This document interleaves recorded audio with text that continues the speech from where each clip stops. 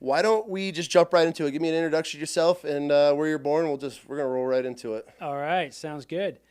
Yeah, so I'm born and raised in Colorado. Okay. Yeah, grew up in a small town called Larkspur, which is, I mean, like real small, but it's close enough to. Where's it located? It's in between Denver and Colorado Springs. Oh, okay. So do you know where Lyman is? Yep. Okay, Yeah. I spent a lot of time out there. Yeah, nice. Okay. So yeah, grew up out there, and was always flying airplanes. Just my dad was a pilot. Okay. Grandparents pilots, so it was always around aviation. So it's Okay. kind of like, all right, pretty sure I want to end up flying planes. So, Were they doing like a lot of crop dusting out there? What type of flying are they doing? well, so my dad was he was a civilian his whole career. Okay. And then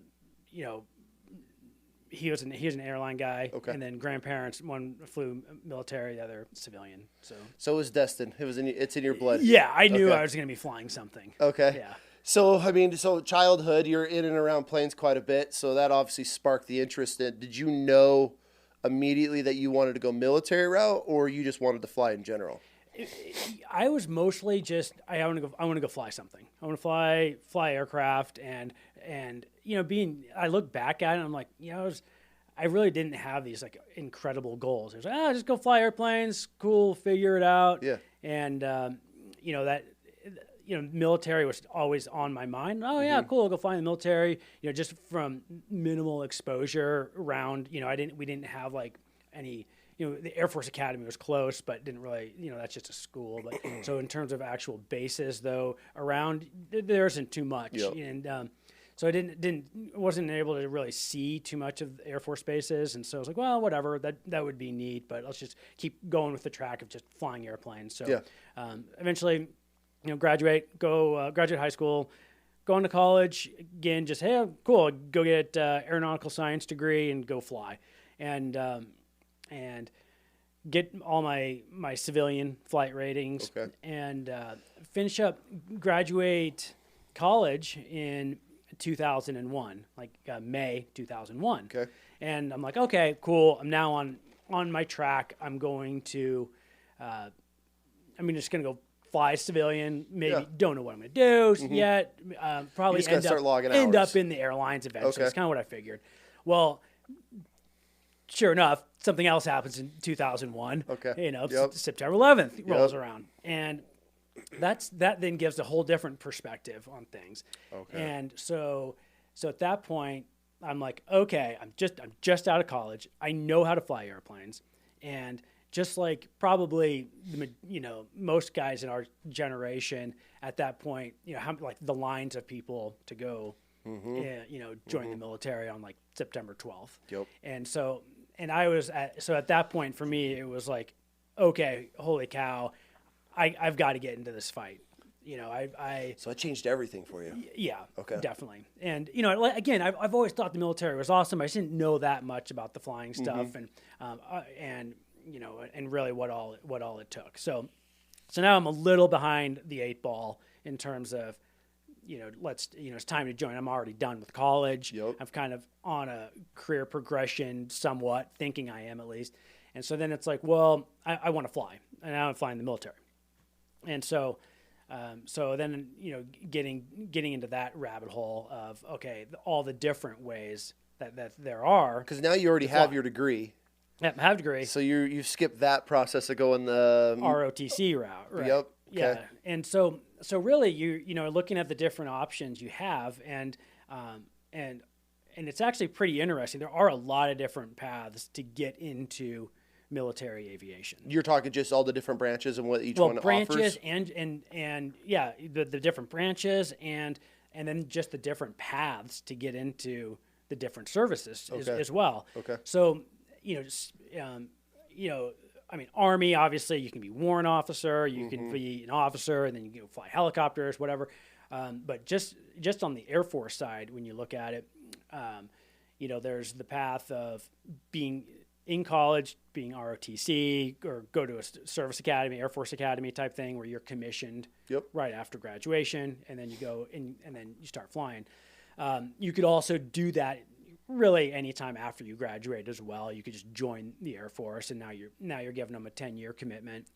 Oh, And, okay. Okay. And then I also had heard of, you know, you can just join on Air National Guard or the Air Reserves, Air Force Reserves. And I was like, ooh, well, that actually sounds pretty interesting. And we had a family friend who was flying in the New Mexico Guard. Mm-hmm. And he was like, hey, you know, this is actually a really good deal. You can, you know, you're full-time for the first few years as you get spun up. And then you can be what's called a traditional guardsman, where you can fly in the military, and then you can also have a civilian job on the side. That's nice. I was like, oh, well, now that sounds really cool. Okay. And I was like, man, maybe I should start pursuing that. And so again, this is, 2001, and I was like, cool. Well, I'll go join the Guard, and thinking, all right, 2001, probably get hired, go to pilot training, rock and roll. I'll be in the fight in like 6 months, a year. Mm-hmm. Very ignorant. Don't know how it really was at that point. Well, so joining the Air National Guard or getting hired as a pilot in the Guard is a pretty in-depth process. How so? Well, if you have to have your application packet ready to go before you'll get interviewed. Oh, okay. So you have to go through all the like the AFOQT, the Air Force Officers Qualification Test, the BAT test, which is like a hand-eye coordination test, and you first you have to get somebody who'll let you even take that test, because you go to a recruiter, and most recruiters are like, well, we just want you to just enlist, or just just go do this. But for them to go through the whole process of getting you all these tests and go through all the paperwork, and then now they might not even see you again. So anyway, so figuring that whole thing out, and then to see which Air National Guard units are hiring, you have to reach out. This is kind of 2001, obviously internet's around, but it's it wasn't as easy as it is now to just do a quick search. And so you're really hunting down each Guard unit. And you personally? Yeah, personally, you have to hunt down every Guard unit that you think you'd want to go to. Really? Yeah. So every state pretty much has an Air National Guard flying unit. Yep. And then some of them they're going to fly C-17s, KC-135s, C-130s, and then all the fighters as well, or most of the fighters are in the Guard. So really you got to reach out to those squadrons or to those units and say, hey, when are you guys hiring? And then interesting. And you're going to hear, yes, hey, we are. We're doing our interview board, in June. You're like, okay, great. And then you submit your packet to them. Is this like a once a year thing that they do? It is. Oh, really? Yeah. So they do their interviews once a year. Damn. So you got to have everything together. If you're trying to fast track it like you are, like you're ready to rock and you've roll. got it. And to have that packet of every unit's going to be a little bit different of what they require. Some of them are like, hey, we actually want you to have your full like medical, an Air Force flight medical. And, well, how the hell am I supposed to do that? And it's a lot of it's attention to detail. So you're really following what they want you to have, and then getting your packet in on time, and then this is like a legit job interview. It seems more civilian. It is structured than it is military. Where it's like, get in line, here you go, sign this paper, go through a class, and see if you make it. Right? Yeah, it is. It's a lot different. You're legit trying to get hired as a job. And into the military. And the Guard is very. There's a lot of similarities to active duty flying, and then there's a lot of differences. One of the main differences when you're hired at an Air National Guard unit, you are there for life. In theory, you could be, hey, I'm hired at the Idaho Air National Guard.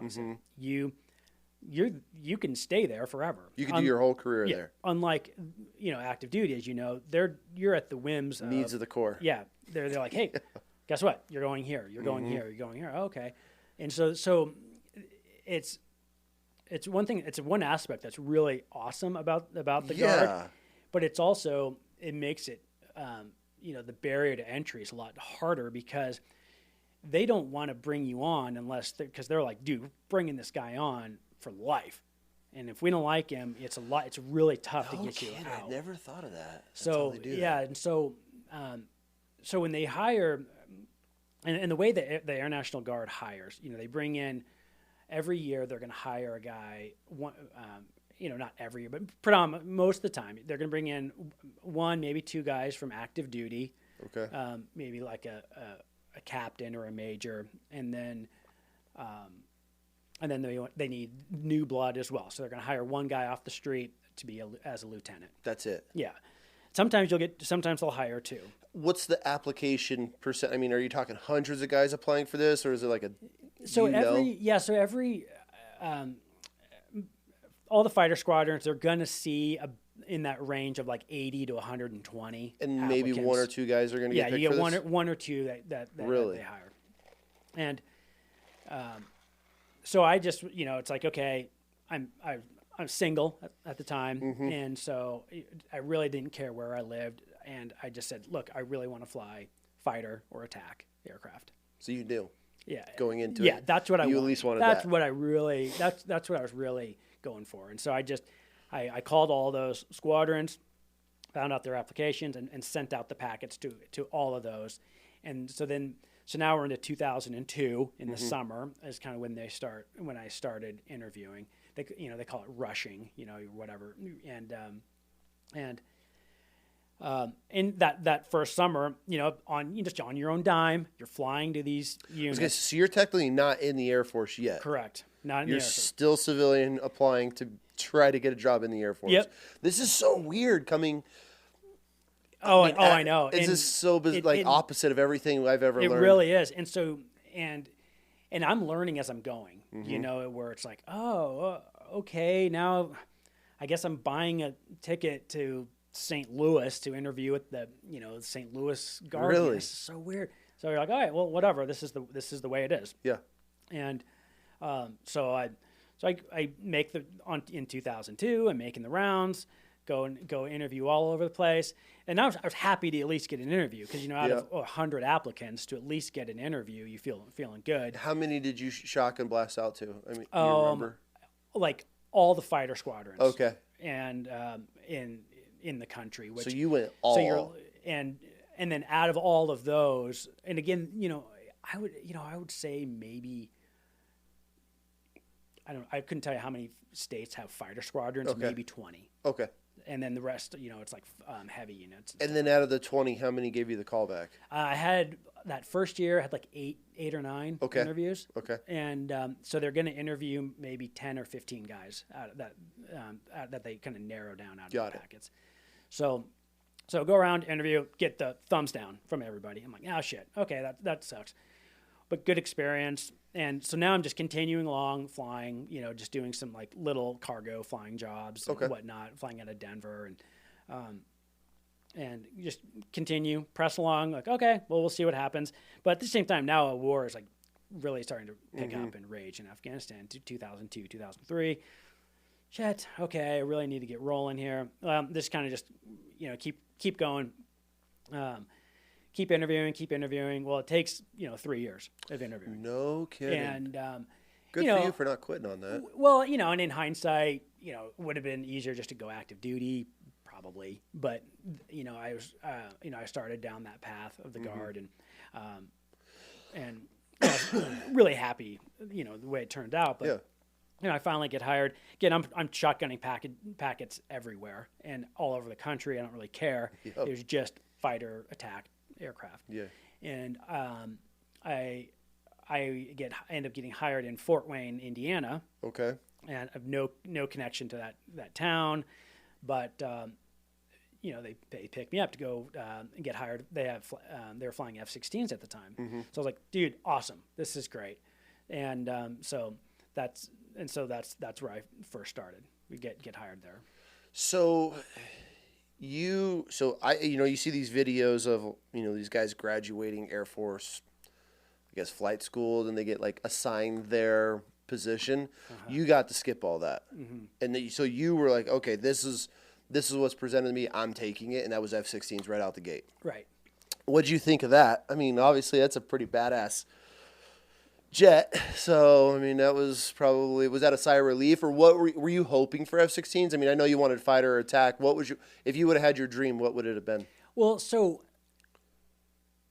honestly, I was a little ignorant to, I mean, I knew what obviously all these airframes did and what Yeah. their mission was, but, it was just like, I don't care. I was like, I think A-10s are awesome. F-16s are awesome. You just wanted F-15s, in. they were all great, Yep. and so, I didn't intimately know like what they were doing in terms of, it's like, oh, cool. Yeah. Obviously I know F-15s are an air to air platform and A-10s are air to ground mostly. And so it's like, well, but I was fine with whatever. And then, but once I went to pilot training, you really get, when you're talking to the pilots and, all these guys that flew those, and then you really find out what's what.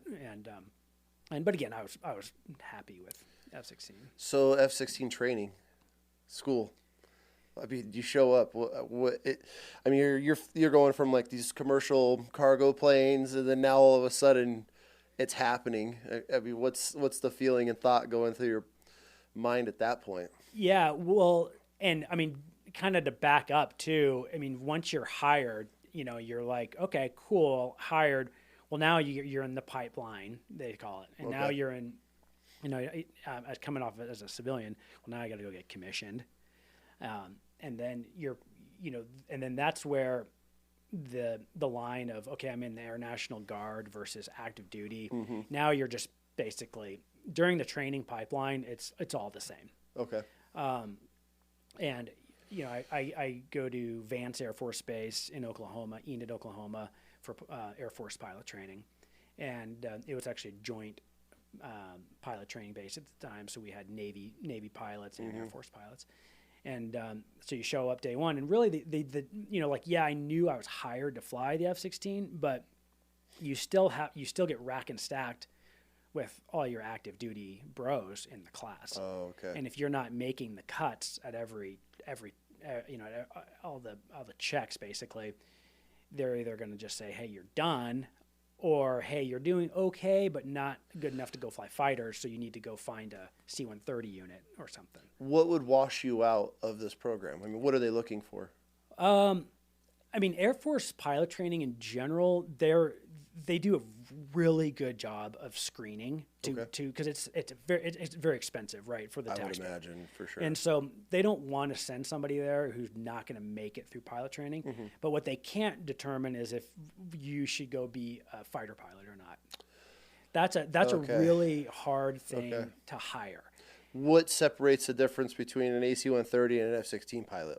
What's the when you hit that Y in the road? Yeah, and that's one thing. I mean, like the Air National Guard, when they're hiring, they have a really hard time picking a guy off the street to go be a fighter pilot. Like, because there's nothing that says, like, okay, if you can be, if he has this, and this, he will come back to you as a fighter pilot. And there was a huge issue for a while in the Air National Guard. I think it still exists of some of these squadrons, they were having like they went like 5 years of hiring, and all their guys for the 5 years in a row were washing out somewhere in the process. And it's because it's really hard to determine what makes a good fighter pilot. You can, but again, the Air Force does a really good job of saying, look, if you do well enough on these certain tests, we know we can get you through just Air Force pilot training. Okay. We can't guarantee that you're going to go be an F-22 pilot, but maybe you're great at flying a KC-135 tanker pilot. And so the first part of Air Force pilot training, you're in it's called a T-6 Texan, and it's a single engine turboprop. And you're just it's your basic, like, hey, this is how to take off, land, fly the Air Force patterns. They call instrument flying, and then once you're finished with that phase is when they really that's the first cut, really, where they say, okay, these individuals, you're going to go fly fighter bomber route. These individuals, you're going to go fly cargo or tanker route. But how are they deciding that? Is it reaction? Is it I mean, obviously they're watching and testing everything. Is it just come down to the individual, do you think? Or, I mean, are these guys that involved in the whole process that they're watching? Like, I mean, what separates from you going to be a tanker versus an F-16? Well, I think overlying thing is the needs of the Air Force. You know, sometimes there would be like hey, we don't need any fighter guys. Like, luckily that hasn't been the case for quite a while. Okay. They've needed fighter guys really heavily for a while, but you know, if you're doing guys who do really well on their check rides or didn't have problems getting through, okay, they're like, okay, we're pretty confident that you're going to make it through the next couple phases. Mm-hmm. So, but then they'll even so that gives you that breaks it down into saying, okay, yeah, you could go fly the fighter attack / and bomber route. So that all of us, you move to the next aircraft, which is the T-38. And then if you're going to go fly heavies and cargo, you go fly a T-1, which is kind of like a small little business jet. Okay. And you learn to fly, you know, more, and it's catered more to what the cargo. Maneuverable wise and all that, so right. They don't need something that's going to be much right. quicker. And then the T-38, that's that's the plane they used in the first Top Gun as the the MiG-28s. They call them. They were all the black Russian MiGs. And what was that like? So that's incredible. I loved that airplane. The T-38 was so much fun. What was it like getting? So it's a 2-man then, right? Yep. Yeah. You always have an instructor. So what's it like? I mean, do you remember the first time getting in it and rolling down the runway, getting ready to take off? Yeah. I mean, it's not like blow your socks off crazy, fighter, but it's still a trainer. And so, but it's got 2 afterburners, supersonic. It's and it's a difficult aircraft to fly. The T-38, it's really old. It was built in the 50s or something. Okay. And they're finally replacing it now. And it has a really thin wing on it that makes it its stall characteristics are just terrible. And so like on a normal airplane, if you get slow, that's when airplanes start to stall. They're just not getting the airflow over the wings. And most airplanes are designed to be have a pretty benign stall. So when stall, okay, cool, you get a little shudder and you recover. Well, the T-38, it would you're constantly in a near death situation of stall when you're coming into land on the final turn. Okay. It sounds like there's mice dancing on the wings. You'd hear this and that's kind of you're close to stall. But then the second you hear elephants on the wing, dude, the thing's up a little bit. The things, and it won't just stall. It'll stall, spin, gone. Just immediate. And and so, unfortunately they've lost a lot of guys in T-38s throughout the years because it is a tough airplane. And is that why you think they do that? Because if you learn to fly something right out the gate, I think it's just, the aircraft, it's just, I would honestly, it's probably a design flaw. Okay. Honestly, it's built in the 50s. You're going to see aircraft today that would just, they're a lot more forgiving. Yeah. But it's great time. A lot of fun to fly again. It's, you're hauling ash, doing low levels. And so it was so once you finish that, when you finish T-38s, then that's you have what's called the drop night. And drop night is, at the club, and they'll show a picture on the screen. So you don't know what you're actually getting picked yet for, though, correct? Right. Well, since I'm hired to go fly an F-16, it's pretty much as long as once I made it into the T-38, it was as long as I don't, screw up in 38s. Yep. And then in the follow-on, there's a couple other follow-on courses. That's the aircraft I'm going to go to. Okay, but for the normal enlisted guys, it's the different route. If you're just and if you're in active duty, drop night's a pretty big night. And I've seen some videos of it. It looks pretty cool. Yeah, and guys, emotions are high, and everyone's freaking out because that's going to tell them, hey, they're going to be flying a B-52. Because that's, in the 38, it's back to you're going to be flying either a bomber or a fighter. Okay. And, so some guys, they want to be a general. That's their whole goal. And they got to get into an F-22, and that's their thing. And they think their whole life is over if they get a B-1 or something. Okay. So, or some people just have, huge dreams and ambitions of flying a certain airframe. Is there a plane in the fleet that nobody wants to fly? Is there just that one that people are like, oh God, I got stuck on this? I'm sure there is. I think it would probably. What would be yours? I think a lot of guys would say on the heavy side would probably be like an AWACS. What's an AWACS? That's the aircraft that looks like it has a giant frisbee on the top of it. Oh, the control center one. Yeah. Right? Okay. Because they're really just taking off and making big circles while you're in a big heavy airplane. Okay. So, I can see. I don't think people would really say, "Hey, raise their hand and say." You're not jumping for joy when that picture Right. pops up on your night. And then, but what's amazing though too is there are guys like the diehard A-10 guys too. Guys who are like, I really want A-10s. I want them bad. And that was first time too when I was in pilot training. I was like, man, you're starting to talk to some of the pilots that came back from the war. Now they're flying T-38s, for their other assignment. Mm-hmm. You find out like, holy shit, like the Hog is a badass airplane. And so there were a lot of guys really, wanting. It's such an iconic plane. So, yeah. I mean, it's the most recognizable plane I think in the sky. Yeah. And that really too, that was the time where I first went, that would be an incredible airplane to fly. Of course, I was slated for Vipers, like cool, fine. I had no problem with that, but I mean, it's still a pretty badass plane. Yeah. So as you're moving up in training and then finally getting to the F-16, could I compare that to moving up in like a supercar? You're going from Ferrari to a Bugatti. Is that how it kind of feels in military terms? I mean, because you're going from a plane. I mean, obviously the F-16s are pretty ancient too. I mean, it's most of the majority of I feel like our fleet is pretty historic. But as you're moving from these training planes, you're getting more G-force, more maneuverability out of these planes. Is it like? Can you compare that to moving up in like a supercar? Yeah, I mean that is a good analogy because you really like the T-6, like I mentioned, the one you first start in. Yeah, that'd be now you're in just like an older Mustang or something. You know, it's a good it's a good airplane, but it's nothing crazy. Yep. And then then the 38 maybe keep comparing better cars. Yeah. So the F-16, you finally get chose, or you get yours that night. I mean, you kind of knew it was coming.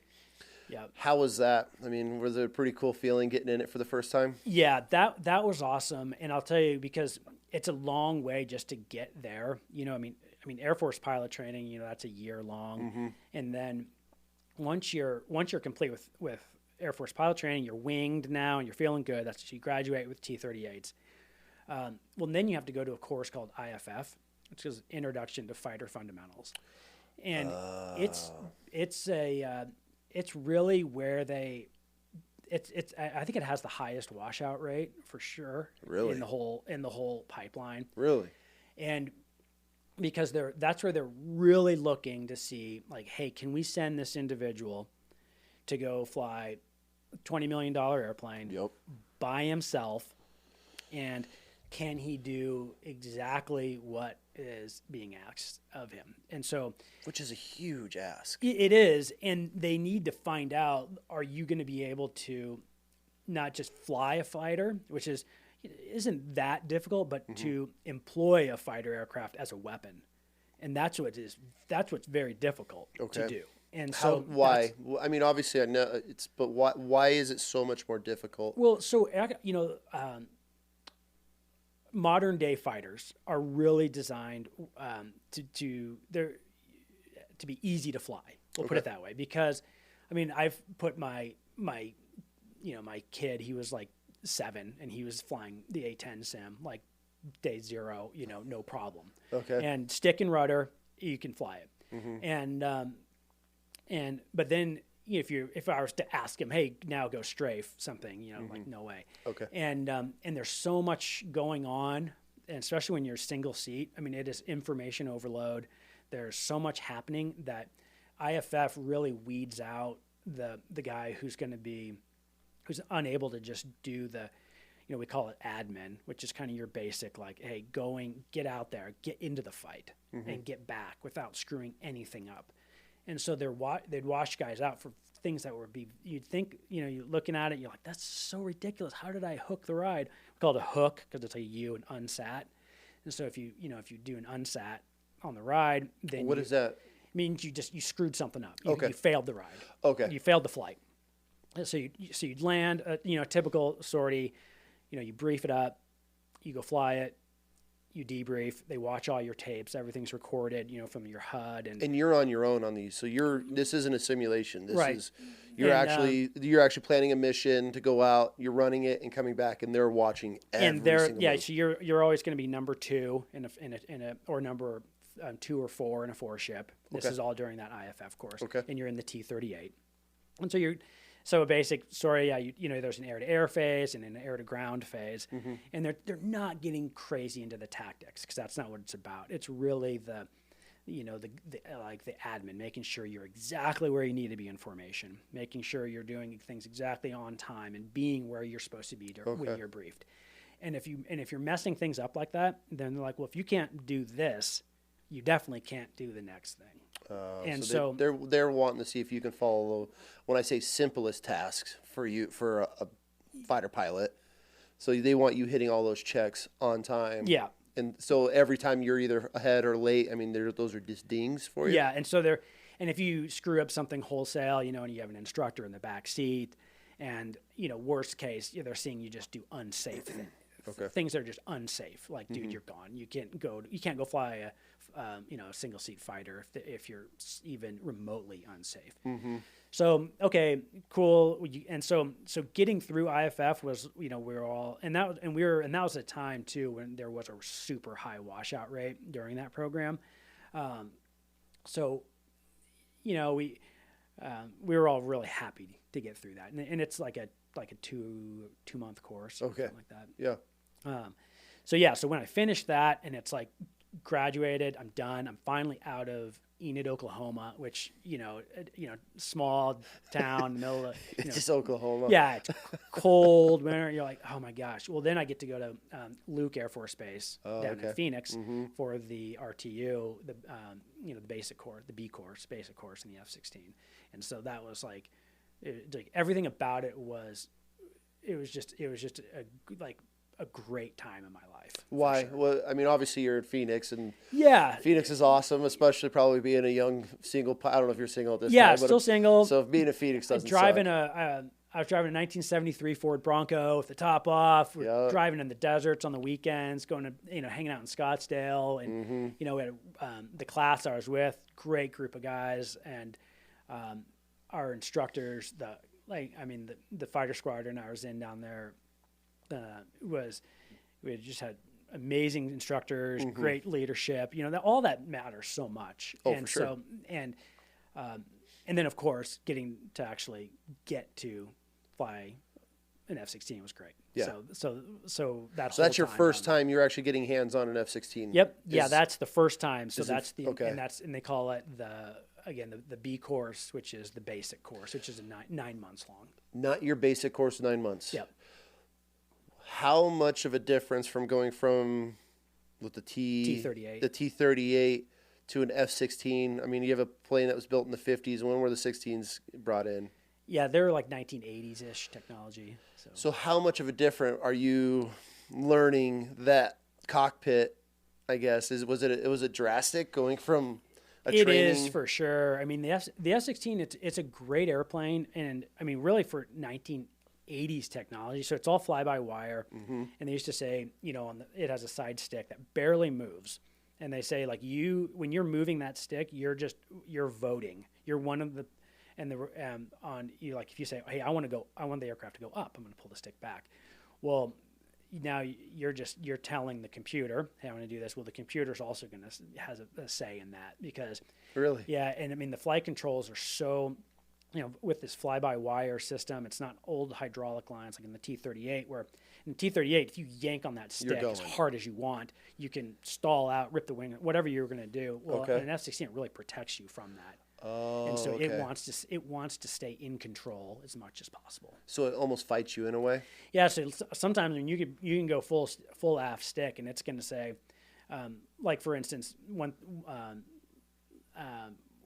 air-to-air engagement you do in an F-16 during training, it's called a high aspect, and that's where you start, where you're a few miles apart, facing right at each other, and the fight starts right as you cross each other.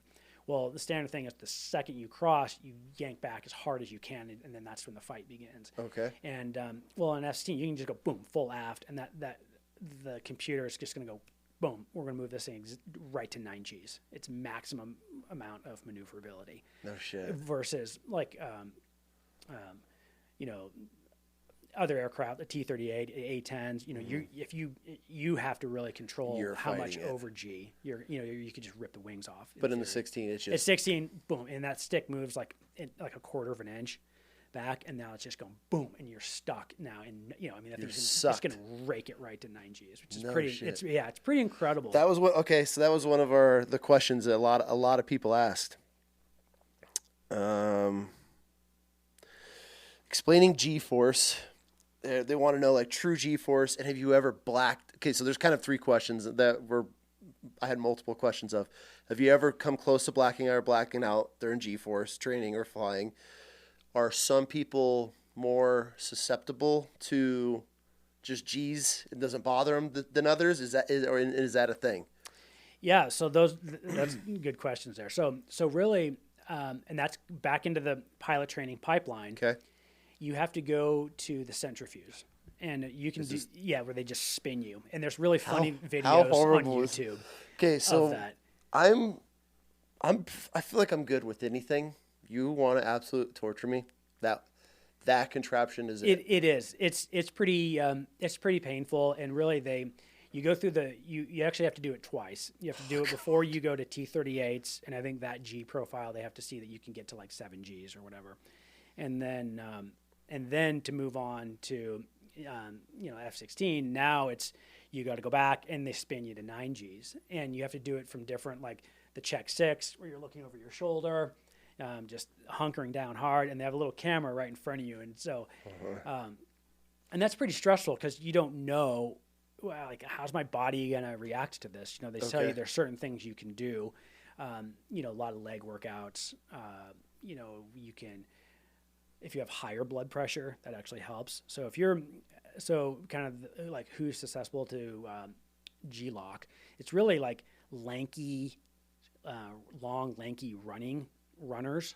I mean, it doesn't affect them. No, they are going to G-lock quick. G-lock's passing out when you hit your. Yeah, so a G-lock is you passed out.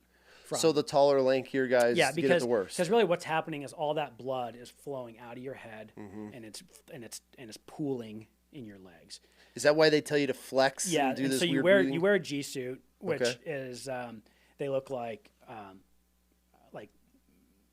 You just strap them over your legs, plug into a hose, and then it fills up with air when you pull G's because it's really wants to contract your they're like just like chaps basically.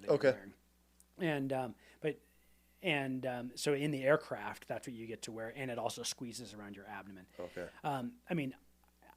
I'm short, stocky dude, and back then too, I was like, you're thicker, bigger, and so G's just really didn't bother me at that point. Really? Yeah, short, stocky dudes. So it definitely affects certain people. Yeah, who are out eating cheeseburgers all day are going to actually do a lot better. Really? Than the tall, lanky guys. They're the ones that you see G-lock a lot. Okay. So when you feel that, what's it feel like? I guess that was the third part of that question. Is it just weight? It feel like an elephant on your chest? Because you see these videos and the dude's faces are just sucked back and. Yeah, so it's pretty much so a G is a gravitational force is what they call it. So when you're under G, you're under even when you're on an airliner and they rotate, you can feel you're now at like 1.5 Gs. So when you're taking off on a commercial airline? Yeah, that's like 1.5. Okay. Like right now we're sitting here, we're at 1 G. Okay. Where you just kind of barely on an airline, you just kind of feel that sinking. Well, and so if like your, if your arm or something weighs 10 pounds, Well, under 2 Gs, it's going to weigh 20 pounds. So And under 9 Gs, that's going to weigh 90 pounds. You know, so it's just, shit. and so, so all that pressure, you know, can, and it is what it can actually, it can be painful for sure, especially like 9 Gs. And that's where you're seeing like capillaries start bursting on your arms and under your legs. And they call them, they call them, you can get what's called Geasels. Geasels? Yeah, because it's where it's like little bumps from all those capillaries like blowing up under your legs and under your arms. Shit. So to answer some of those questions, like I've never G-locked, and if you do, that's a really big deal to G-lock when you're flying. When you're flying, not during the test. Yeah. Okay. How often does that happen? They've with new advancements in the aircraft, like in the F-16, since I've left, there's a new feature in there to where it'll actually self-recover the aircraft, and it goes autopilot, huh? It'll just know like, hey, something's not right, and then it'll pull the nose up, and that's like saved dudes' asses already a bunch because really, you know, we had a guy when I was down there at Luke, he was in a different squadron than us, and you know, he G-locked on and packed it in. And no kidding. And so it does happen. And there's, you know, you hear a lot of, you know, they'll play tapes, you know, of guys G-locking and barely recovering, or, you know, worst case, packing it all the way in. Yeah. So, no kidding. Yeah. That's insane. Do G's feel different in the simulator than they do in a plane? They do, yeah. Okay. I mean, the centrifuge, it does a pretty good job, but for some reason, the centrifuge, it doesn't feel the same. It's just more of whipping you when Right. you're actually pulling. Yeah, you're just getting like just stuck to to the back. Okay. Is what it feels like, because that's all it's doing. It's just spinning. No kidding. The centrifuge. So now you're making it, and you're flying. Yep. Did you deploy it all with an F-16, or are you all stateside with it? Yeah, I didn't get a chance to deploy. So you know, B course 9 months down there at Luke, and then I go back. So now I'm like, okay, I'm done. It's like, holy shit. After you know, just all the whole training pipeline is over 2 years. Okay. Of to where you start, you know, civilian dipshit to now flying the F-16s. Yep. You know, it's over 2 years long. And you know, between courses and everything like that, you know, I get to Fort Wayne, Indiana, to start flying. Well, now you have to take another course once you're there. Okay. You have to get CMR, or combat mission ready. Okay. Because really, you know, the F-16, you know, all these the initial courses, that even though it's 9 months long for that B course, the basic course, you're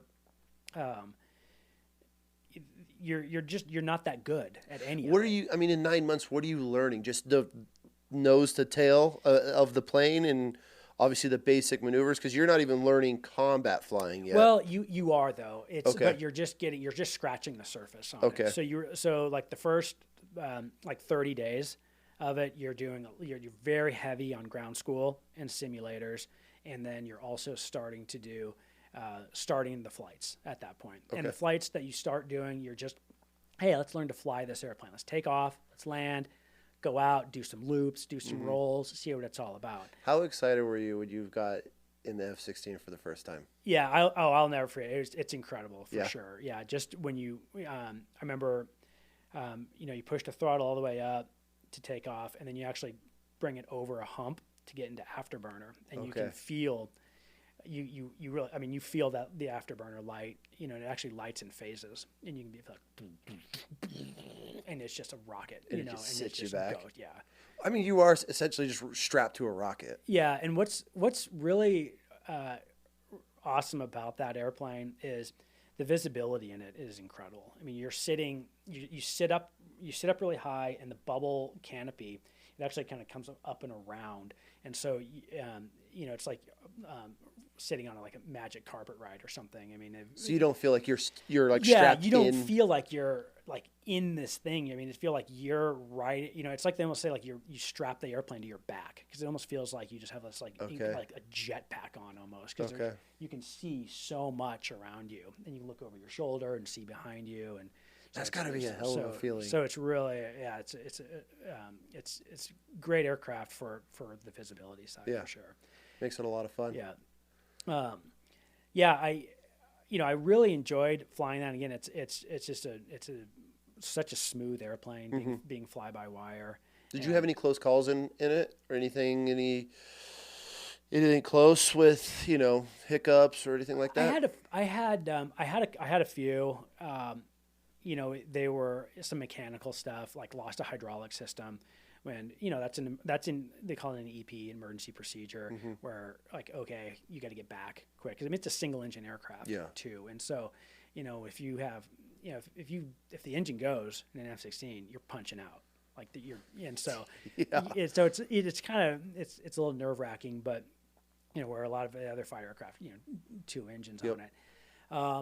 And then back in Fort Wayne during the, you know, just a few minor things, but didn't really see any giant emergency procedures. Okay. So, but yeah, back to like the question, like what else you're doing kind of in the B course too. So so that first month, the basic stuff, and then you move into an air-to-air phase where you do BFM, so basic fighting maneuvers, which is you fly out there with your wingman, or you're the wingman for a flight lead, your instructor, and you'll go out and just practice basically dogfighting with just just 1v1, and it's really neat. And it's a huge learning curve, and you don't have the time at that B course to get anywhere good at it. I mean, we're studying our asses off. We're, you know, and when we're not flying, you're in the vault studying, and because things are going fast, you know, they're like, okay, you have offensive BFM, defensive BFM, high aspect BFM. You're like, oh, cool.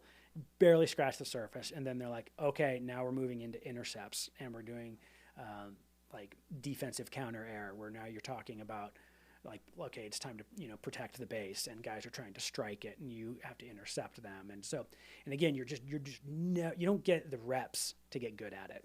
You know, got it. It's just literally the basics. Yeah. It's like, okay, you got it. You think you got this? Okay. You got the concept. Now we got to move on. And because the F-16, that's one thing that's unique about it. It is truly multi-role aircraft. Yeah. I mean, they're doing air-to-air fighting, surface, you know, air to surface, close air support. They're trying to do. They really have that airplane doing. And then there's a lot of different models of the F-16 where they're doing. Some are doing like the SEED mission, which is suppression of air defense. And that's a whole other, you know, course in itself. And so, to do all this multi-role, you know, you're the jack of all trades, master of none. Yeah. And so you finish that 9 months. Well, now you're like, okay, I'm good enough to be dangerous, really. And so when you get then to your operational squadron, so all the guys that I was at Luke Air Force Base with, we all split then. There was a few of us guard dudes, and we knew where we were going, back to our guard units. And then the active duty guys, they find out then, okay, I'm going to go to Korea, or I'm going to go to wherever, Shaw, Germany. And now they are really getting dialed into the model of F-16 that they're in, and the mission of that they're supposed to do. Okay. Really, like, I mean, the more or less basic mission that everyone's going to be doing in the F-16, and it's like a strike fighter, meaning it's going to fight its way in like on a big force-on-force war, like let's say Gulf War. Yep. It was like the first night of the Gulf War, you know, you're seeing all of the assets pushing in night one, and the F-16s are going to be in there. Radars are on. They're looking for enemy aircraft, so they're going to be fighting those as they then get into their target area of like Baghdad. They have, and then they're going to strike their targets. They already have pre-assigned targets, and then they need to fight their way out. That's kind of what a strike fighter does. Versus like an F-22 or an F-15, those are strictly air-to-air. So, I mean, there's some exceptions to that. They sometimes do additional things, but more or less, you're going to see those guys are going to be out there just doing the air-to-air side. And then A-10 is predominantly close air support. Yeah, we do a lot of other things, but so kind of back to the F-16 side. So you're like, okay, I'm in a strike fighter. That's pretty much what the aircraft does. And but then some of them, they all have different. Each squadron has its unique role as well. Okay. And so that's when you go through your CMR course, your combat mission ready. And once you get that stamp of approval, dude, you're good. You can go to war. We trust you to be a wingman. How long does that take? That's usually like a 3-month. Oh, okay. Yeah, it's just like, hey, man, look, we know you know the basics. You need to now get really spun up and on our specific aircraft and what we do at this squadron, and like at Fort Wayne. I mean, really at the time, there was, now we're talking, it was 2007, 2008 timeframe. And so, of course, the war is still raging. But there's a lot of other stuff going on. You got Iraq in the mix, Afghanistan. You got all of these, and so it's like, okay, we're doing a lot of close air support, but we're also just doing like air interdiction. So it's like, hey, you've been tasked to go just drop a guided munition on here, and then there's probably still a threat of an air-to-air fight somewhere. So you show up to your unit, and they could be like, hey, we're strictly air to ground here, and then that's all you're going to be working with. That well, unit. You still need to know all the other aspects, and really, in an F-16, they're all going to be somewhat air to air and somewhat air to ground, but then just a lot of them have different little specialties. Okay. Within it. So how long did you ride out the F-16 for? So, I was like, okay, I'm here. I'm in Fort Wayne. I'm good to go. And then another thing with the Air National Guard is they are like, when you wonder like, well, why does a certain state have a certain airframe? Well, it's all politics. Is what it boils down to. And it boils down to what senators want, what type of aircraft, and how much pull they have. Really?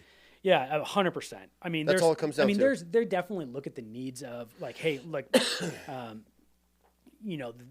overall arching defense picture, right? Like Hawaii has F-22s.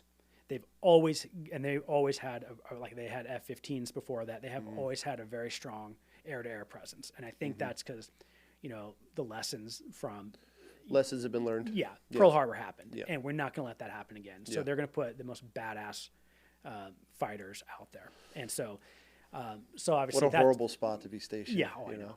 So that's now like above just state politics. That's going to be like a national level. That's a strategic play, right? But for Fort Wayne, Indiana, where I was, like, okay, we have F-16s here, but they could just as easily in Fort Wayne, Indiana, have whatever airframe they want. And so there was a big shuffle about that time of like, hey, we need to just kind of move around what we want for different guard bases. So a lot of them were shut down, and then they just moved aircraft around, which really, in hindsight, it made no sense. Okay. Military. Military standard. Don't make it make sense. No. And so they were like, hey, Fort Wayne, you guys are going to switch from an F-16 to an A-10. All the leadership there, like, this makes no sense. We want to just stay in the Viper and then just move to F-35s was their goal, because that was kind of that was the progression that you'd see. Like, once they phased out F-16s, you go to an F-35. But for some reason, they said, we're going to go to the A-10. And just like that. Yeah, and so I had been back there in Fort Wayne for a little over a year, and I remember, I'm sitting back in the vault studying, and my commander comes back there. It's me and another lieutenant, and he's like, hey, guys, what are you doing this summer? I'm like, I don't know, sir. Like, it doesn't sound good, right? And he's like, do you guys want to go to Davis-Monthan and go learn to fly the A-10? We're like, wait, what? Are you serious? Yeah, like, it's pretty official. We're going to the A-10, and we want to get things going. And we have there's 2 openings for 2 courses, and we want to send you 2 guys. We were both, again, 2 young single dudes. They don't care. Go. Yep. And we're like, well, it would have been nice to at least get more flight time in the F-16. Okay. You go through all that pain in the ass. Right as you're getting comfortable. Yeah, exactly. Right when you're feeling comfortable, you're good to go. That's the military, though. And then they're just like, pull the rug out from under you, and they're like, all right, you're going to go to Davis-Monthan and go fly the Start Hawk. all over again. Yeah. And luckily, flying. So the way we saw it, we were like, well, this is going to be a great time. Yeah. Like, we know how to fly fighters. Mm-hmm. We know how to do close air support. And now we're just going to do it in a different airplane. But it's back to a 6-month course down there. We're like, well, this will be a breeze. We'll have a fun time down here. So we rent a giant house in the foothills, thinking we're just going to be, partying and then just go in and fly. Well, we didn't realize the A-10 community, they take close air support like very serious, like to a whole other level. I feel like it's a pretty serious thing. Yeah. Especially with troops and how much. Yeah, and I mean, I don't mean to say like the F-16 community does not, but they have a lot on their plate. For sure. Is what I mean. And they have, there's just a lot going on in the F-16 community to where, like, yeah, they're good at close air support and they obviously take it serious, but they're not experts in it by any means. And they will admit that. The F-16 community is not experts in it. They can't be. They just don't have the time. Well, the A-10 community, that's their pride themselves on that. They pride themselves on that, and they kick serious ass at close air support.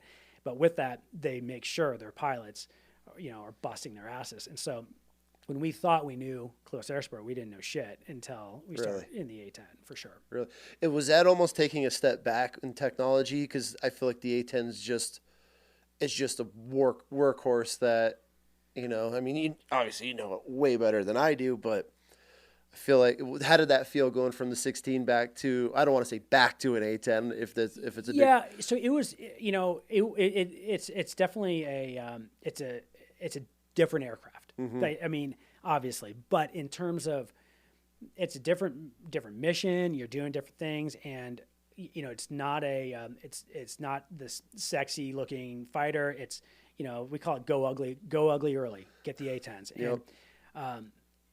And it's just, but it's like, now you're in like a Jeep, basically. I mean, it's just a battle hardened beast. Yeah. And so it was a little, a little different for sure. You're like, oh man, I remember like we were saying in the F-16, the first time you push up the throttles all the way, you get the loud afterburner, and it's so cool. And I remember, and in the A-10, so my first flight in the A-10, again, this is, they don't make 2-seat A-10s. Yeah. They're all single seat. So my first flight, you're chased from your instructor. And so he's just basically there, quiet, just right behind you in another A-10. But you're talking on the radios, you take off. And I remember taking off, it's like, slowly rolling. I'm like, dude, come on, man, let's roll. And take off. And you're like, what is this? And then I'm climbing out, and my instructor, he's like, hey, whatever I call it, Dragon 1, whatever I call it. We were like the Dragons. I think you're on fire. I'm on fire. Like, this is my first sortie ever. And I'm like, okay. And I'm looking, oh shit. Okay. I look over my shoulder. You can see the motor. There's just white coming out that motor. So your first flight. Yeah. First flight in the A-10. It catches on fire. So now I'm just like, oh, this is just great. Now I'm in this piece of shit thing. It's on fire. And I have to shut the motor down and divert into a little drone base on the Mexican border, and and just leave this A-10 down there, and I'm like, hey, I'm coming in, I'm an emergency, and all these drones are flying everywhere, getting out of the way, and it's an army base, and so they don't know what to do with it, and I just kind of leave it at the end of the runway and take a 3-hour ride back to base. Okay, let's see how this course goes. But this is your very first experience. Very first time. That is hilarious. You're like, well, this is my future. I'm here. Yeah, but so then fast forward like 2 weeks. Now things are going good. Obviously, and I don't mean to knock the hog because I love her. She's the greatest thing ever now. And you don't realize it until so again, about 2 weeks later is when you get to shoot the gun. Okay. And everybody remembers the first time they get to shoot. What caliber is this again? So it's a 30 millimeter. 30 mil. And the GAU 8 Avenger. So you got seven barrels. It's a beast of a gun. And I mean, the thing weighs like 620 pounds. It's 20 feet long. Is it true that they built the plane around the gun? You hear that as it's true. So when the initial contract came out to build the A-10, they were like, okay, we need a dedicated close air support aircraft, and that was lessons learned from Vietnam. And they saw in Vietnam, like the most badass close air support aircraft they had was the A-1 Skyraider. And and you'll have to like Google a picture of that, because what it is, it really looks a lot like an A-10, except it looks like a mix between like an A-10, like a P-47. I mean, it has a big propeller on the front, but it has huge wings with a lot of hard points to hold weapons. That was more of an ordnance dropping then. That was their close support. It was during that era. They didn't have a gun. It was just 19. Yeah, no giant gun on it, but it had a lot. It had a lot, again, all those hard points to hold munitions, and it could fly low, it could fly slow. The problem was it got crushed. I mean, I think they lost close to 300 of those. Jeez. And those are the ones that you see the slow video and they're dropping the napalm like right over a tree line. That would have been that plane in Vietnam? It would also be involved in like the combat search and rescue, which is another huge mission for the A-10, where if a pilot has to eject, they roll in with like the Jolly Greens, the big helicopters. They help find the downed pilot. And so the Air Force saw like these are like, we need this. And the Army said, hey, Air Force, we need close air support. We need you guys that need this. Yeah, and having these, the Air Force was obsessed at the time with these big, fast fighter bombers. Yeah. Like F-105s, F-111s, because really the big threat, pre-Vietnam, and was thinking Soviet Union, and how are we gonna? And we need large type fighter bomber that can roll in and drop nukes pretty much on Soviet Union. Well, then they had those same type aircraft in Vietnam, and they saw that, okay, we this isn't exactly what we need.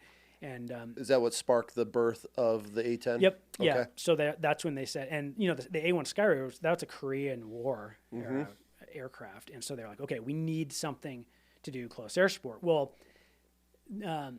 of course, what was still going on is Cold War. This is the 70s, and so they said we need it. We also need this thing to be able to take out armor. Yep. And so we're going to develop this gun. They put out a contract. We need a big badass gun that's going to be able to take out armor, and then they said, okay, we're also going to have a contract for an aircraft. So they put it out. Hey, this whatever aircraft this is, it has to be able to carry this, 620-pound gun that's 20 feet long. So that goes under. I mean, almost to the tail. Then. Yeah, you're pretty much just like it's underneath you, and it goes like halfway through the airplane. That is massive. So yeah, it's a beast. So they take these two contracts and birth the A-10 Warthog. Yeah. So whoever wins, Fairchild Republic wins the contract. It was like the YA-10 at the time. Now it's the A-10, and it goes through a couple different changes throughout the time, and then finally the production model, which shows up in 1977, I think. That's that was the A-10A, and then it's like, okay, this thing is designed to do close air support, and it's also designed to stop the onslaught of the Soviet armor. They always predicted that was going to happen as part of Germany, the Fulda Gap is what it's called. That's where they thought, that's where all the military planners at the time, when they were planning what was going to happen for World War III, was the Soviets were just going to send in just thousands of pieces of armor through the Fulda Gap. And so they were like, we need to build a ton of Warthogs. They're cheap. They were like $1.2 million. Which is nothing, I guess, compared to now. Insane. Yeah. I mean, that's also 1970s dollars. I think it's translates to whatever, 12 million now. I still feel like that's pretty cheap for sure for what we have in the air now. And it was also a different airplane. The A-10 in the 1970s versus an A-10 now is a different beast. How so? It is they have upgraded it so much. Technology, yes. I mean, cockpit and everything. Okay. I mean, it's still old school, like flight controls and stuff, but, a lot of they've kept everything that works in there, which is a lot of it. It has so many redundant systems, starting with just two motors. That's pretty nice versus an F-16, one motor. And the F-16 is, it's a fragile airplane, Mm-hmm. and it's not really designed to be taking fire at all. Okay. I mean, you could take down an F-16 pretty easily with stuff that even like you'd see in Afghanistan versus the Hog. It's really designed to take those hits.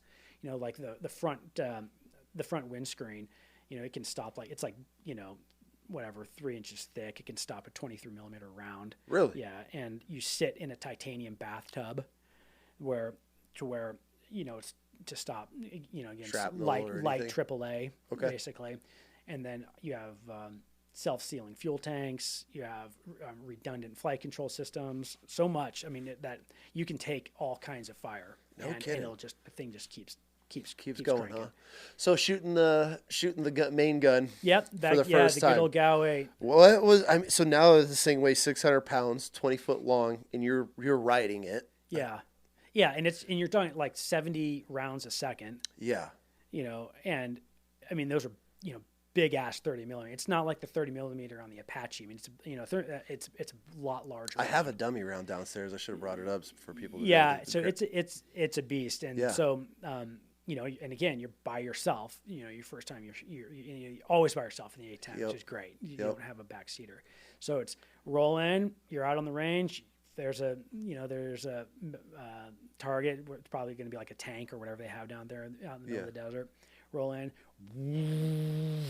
How loud is it inside the cockpit? So you have with your helmet and all your so it's not like it's like deafening loud by any means, but it's just you just feel that it's just got that rumble, that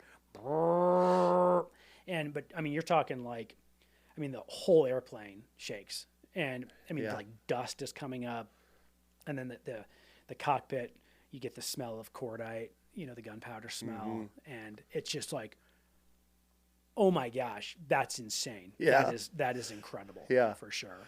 I mean, yeah. Is it a trigger or a button? It's a trigger. Okay. So which makes it even cooler. Yeah. How long are you? Okay. So here's a question. Now, this was a commonly asked question too. True or false? Will the A-10 stall out if you just hold down the trigger? That's in the, I feel like the enlisted ground community. Yeah. That they got to do it in bursts because it'll stall the A-10 midair. Is that true or false? No, and really, and it's funny. I don't know where that Whole life's really been a lie. I know, and I get asked that like when you go to air shows all the time too. Okay. And you kind of think about it. I mean, it's a 40,000 pound airplane, and I think about the amount of like inertia. For sure. You have 9,000 pounds or 18,000 pounds of thrust coming out and pulling the trigger. So it really, like, just physics says that there's no way. And you don't even feel anything besides the vibration. Right. Yeah. You're not gonna stall out. How many rounds can that plane hold? Like around 1,300. How fast does that go? So yeah, I mean you're shooting 70 rounds a second out of it. And so, I mean, literally, you just squeeze, and that's 70 rounds. Yeah. So what we tend to do is like a 2-second burst. Okay. It's like 1 Mississippi, 2 Mississippi type, and that's enough to take out really any type target that you need. That quick. Yeah, and it's super accurate too. That's another thing with that gun. You pull the trigger to the first. There's 2 detents, so you pull the trigger to the first detent, and now you've engaged what's called pack, and what that does is it basically locks all your flight controls. So you're not then just being squirrely down. We call it down the chute. So as you're diving down, we like to be at a pretty high angle of attack, or pretty high dive angle. So we're as you're diving down towards your target. Now you put the pipper right on whenever you're trying to target. What's the pepper? The pipper would be like pipper or pepper? Yeah, pipper. Okay. Yeah, so it's like a gun cross. You're literally looking at a gun cross. Yeah, in the HUD, and it's constantly being computed too, because it knows how it's looking at the elevation. What's the HUD in your screen, The or HUD is this on your? The HUD is a piece of glass in front that you're looking through, and it has like your airspeed, your altitude. Almost like a heads-up display on like a car now. It's almost. Yeah. Okay. So you just basically now you don't have you can just you just look through the windscreen, but you can see, so you're not having to look down as much. And there's just a cross right there, and that's what you're lining it up on. Yep. So you line that up on your target, put it to the first detent. Now things are like freezing. The aircraft is going to just say, okay, I'm going to lock up. So you're here. locked. And now you're like, boom, you wait another like half a second. Yes, this is exactly where I want to go. Pull the trigger, and now, I mean, the disbursement of rounds you're going to see, they're all going to be hitting there. It's not like Really? You know, like in the movies where they show strafing, and it's like, you know, the plane strafes, and it's just like across, you know, Hundreds of so yards, yeah. like does not happen in a hog, and really in any fighter. But you're not just strafing in a huge line. You're going to strafe something, and whatever's under that pipper is toast. Are you capable of doing a strafe or is that just Hollywood? I mean, you could, but you really just wouldn't do that. There's really not a. I mean, I've seen, you know, if you're trying to hit a huge line of something, I mean, yeah, there's ways to do that for sure, but you want to be as accurate as possible, and so it's usually like whatever your target is. I mean, if there's if let's say your target set is like enemy packs, and enemy personnel, and and they are somewhat dispersed in the area, and they really do require gun. I mean, you can, in theory, you know, you can strafe all that, and you can still override that pack, so you can kind of move it a little bit left and right. So if you had a convoy of vehicles, you can kind of get multiple instead of just one blast? Well, so if there is a convoy, one thing we don't like to do is it's called like 2-target strafe. So you're gonna really hone in on one vehicle, get 200 rounds into it, shift, move to the next one, get 200 rounds into it. Because really, I mean, just 1 or 2 rounds, you know, you maybe get like a mobility kill or something, but you're not going to really get a full K kill, meaning that thing is just God, destroyed. 200 rounds into a target. I mean, there's nothing left. No, and especially when you consider the type of rounds, you know, that are in the A-10. What are you guys running? So on a typical combat that we've been seeing, you know, over the last 20 years, you're going to see HEI, so a high explosive incendiary. So when they're hitting, it's going to hit, and then it's going to be exploding also. You know, there is the API, the armor piercing incendiary rounds, and that's the depleted uranium, which is like the hardest element in the world, you know, whatever, close to it. And so, you know, something really nasty is they'll do a combat mix. You know, so it'll be like 3 rounds of armor piercing followed by 3 rounds of the HEI. So now it's cutting through a tank, and then the rounds right behind it are exploding. And so you know, really gotta hate somebody for that. Yeah, so you put like 200 rounds of that into a tank, and it's done. Toast. Versus, you know, in the scenario of trying to like strafe a convoy, you'd put 1 or 2 rounds, and again, maybe you get 1 through an engine block, but you really, I mean, if you're going to go after it, you really want it to be destroyed. Yeah. So you get all spun up. Now you're in it. You're an A-10 pilot now. Yeah. What's next for you? So finished up down at DM, and now after I finished that course, I was, you know, down at Davis-Monthan, and now I'm hooked, obviously, on the A-10. Oh, for sure. It's like, okay, F-16 was cool, that was fun, but you realize, like, dude, the Hog is just, it's a beast. It's just a workhorse. It is so much fun to fly. You're down low, the whole, you know, you're rooting around, looking for targets, and I'm just like, I love this airplane. It's so awesome. And so, well, while I'm down there, I was originally supposed to go back to Fort Wayne. Okay. And while I'm at Davis-Monthan in Arizona, they call me, the guys from Fort Wayne. Oh, hey, we're not going to get A-10s for another 2 years now. We're going to send you to Boise, and they got the Idaho Air National Guard. They have A-10s, and they said that they'll put you through your combat mission ready, your CMR, and then you can fly out there until we get them back in Fort Wayne. I was like, again, okay, whatever. I'm single dude, don't care. To the Air Force, yeah. I don't care. So show up in Boise, and go through CMR, get fully combat mission ready, and you know, and then you know, I was out in Boise for like about a year, and I'm like, oh man, this place is super cool. You know, both guard units, like Fort Wayne, Indiana, and Boise, they are, in terms of like the squadrons, just top notch. You know, like the guys that are in them, you know, just like, dude, like great bros, like really run really well, and you know, so I loved being in Fort Wayne, and you know, I also had that same feeling in Boise, except the only difference is, you know, I was born and raised in Colorado, and so I love Idaho. I love the mountains and the skiing, and so so I'm like, well, shit, dude, I really want to just stay here. And so, make the drug deal, call him back. Hey, I'm not coming back to Fort Wayne. Yeah. Like, sorry. Yeah. And they were really cool about it. They understood. And so then I ended up where I am now. Yeah. Just continuing to be in Boise and, full up, just flying the hog. No shit. Yeah. So deployment wise, obviously you joined, you wanted to get into the action. Did that ever happen? It did. And it's so funny because, when I was looking back at it, I started that, after September 11th, really looking like, okay, cool. And just naive of how the process works. Yep. I thought I was going to be like, okay, sign up, boom, good to go. Here's a course. Now you're off to war. Like, you hear in the stories back in World War II and stuff. Well, obviously it didn't work like that for me. I didn't get into combat until 2012. Okay. So, so there's, of course that war had been cranking for a long time and it still went on for a few more years after that. Yeah. So still got to definitely be part of it. What's that like? So now, obviously dreams coming true. You're finally getting in it after years years of the training to get to that position, and now you get the word that you're deploying with an A-10. That's got to be a pretty awesome feeling. Yeah, it was for sure, especially because you're seeing, over the past 10 years of what the hog had been doing overseas, and it's like, okay, this is cool. I want to be part of this. Yeah. We always say like our number one mission in the A-10 is the 18-year-old with the rifle on the ground. For sure.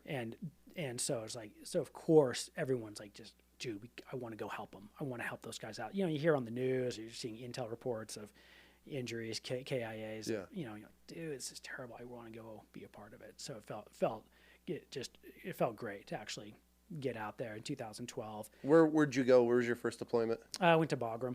Bagram? Yeah. Okay. And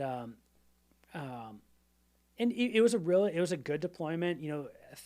There's ups and downs really with how things go out there, as you know. For sure. With ROE change and when we were there, things were definitely picking up. There were some deployments where A-10s or F-16s, F-15, Strike Eagles, whatever are out there, and wouldn't drop anything. Mm-hmm. And it's like, you talk about severe frustration. Oh, I bet. Where there's enemy all around, but the ROE would be so tight you can't do anything. When we were there, it was still some really tight ROE. It wasn't just, you read these books of guys in World War II, and they'd see a train and they just roll in and get to strafe it. Yeah. No talk to anybody. Yeah. We know it's enemy. And they got videos of it. Oh, I know. And cool. There's bringing supplies to the Nazis. Let's go strafe it. Well, that's nothing like it is now. And so you have stricter ROEs, and some of it. Okay, great. It's a lot of it's to prevent civcasts, which is 100% valid.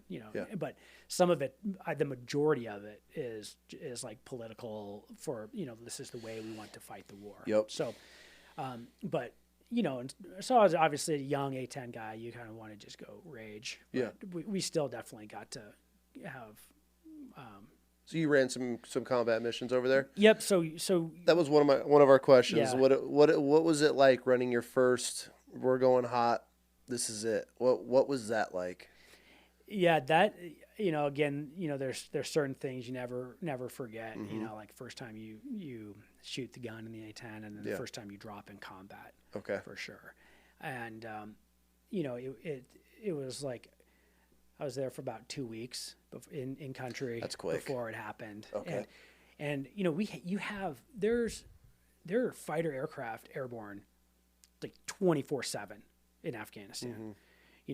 One of the main missions that you'd have would be XCAS, in which you would take off and you get a full intel brief beforehand, like, hey, this is all the shit that's going on in the AO area of operation that you're going to be in. Yeah. And you're going to fly for whatever long ass time, go to the tanker 2 or 3 times, and you're just going to sit up there and wait for something to kick off. What's a tanker? Like a bigger aircraft that you fly up to get gas from. Oh, you could in-flight on an A-10? Yep. Oh, I didn't know that. Yeah. How is, before we get into the combat, that's got to be shitting your pants levels, like just pucker level 10?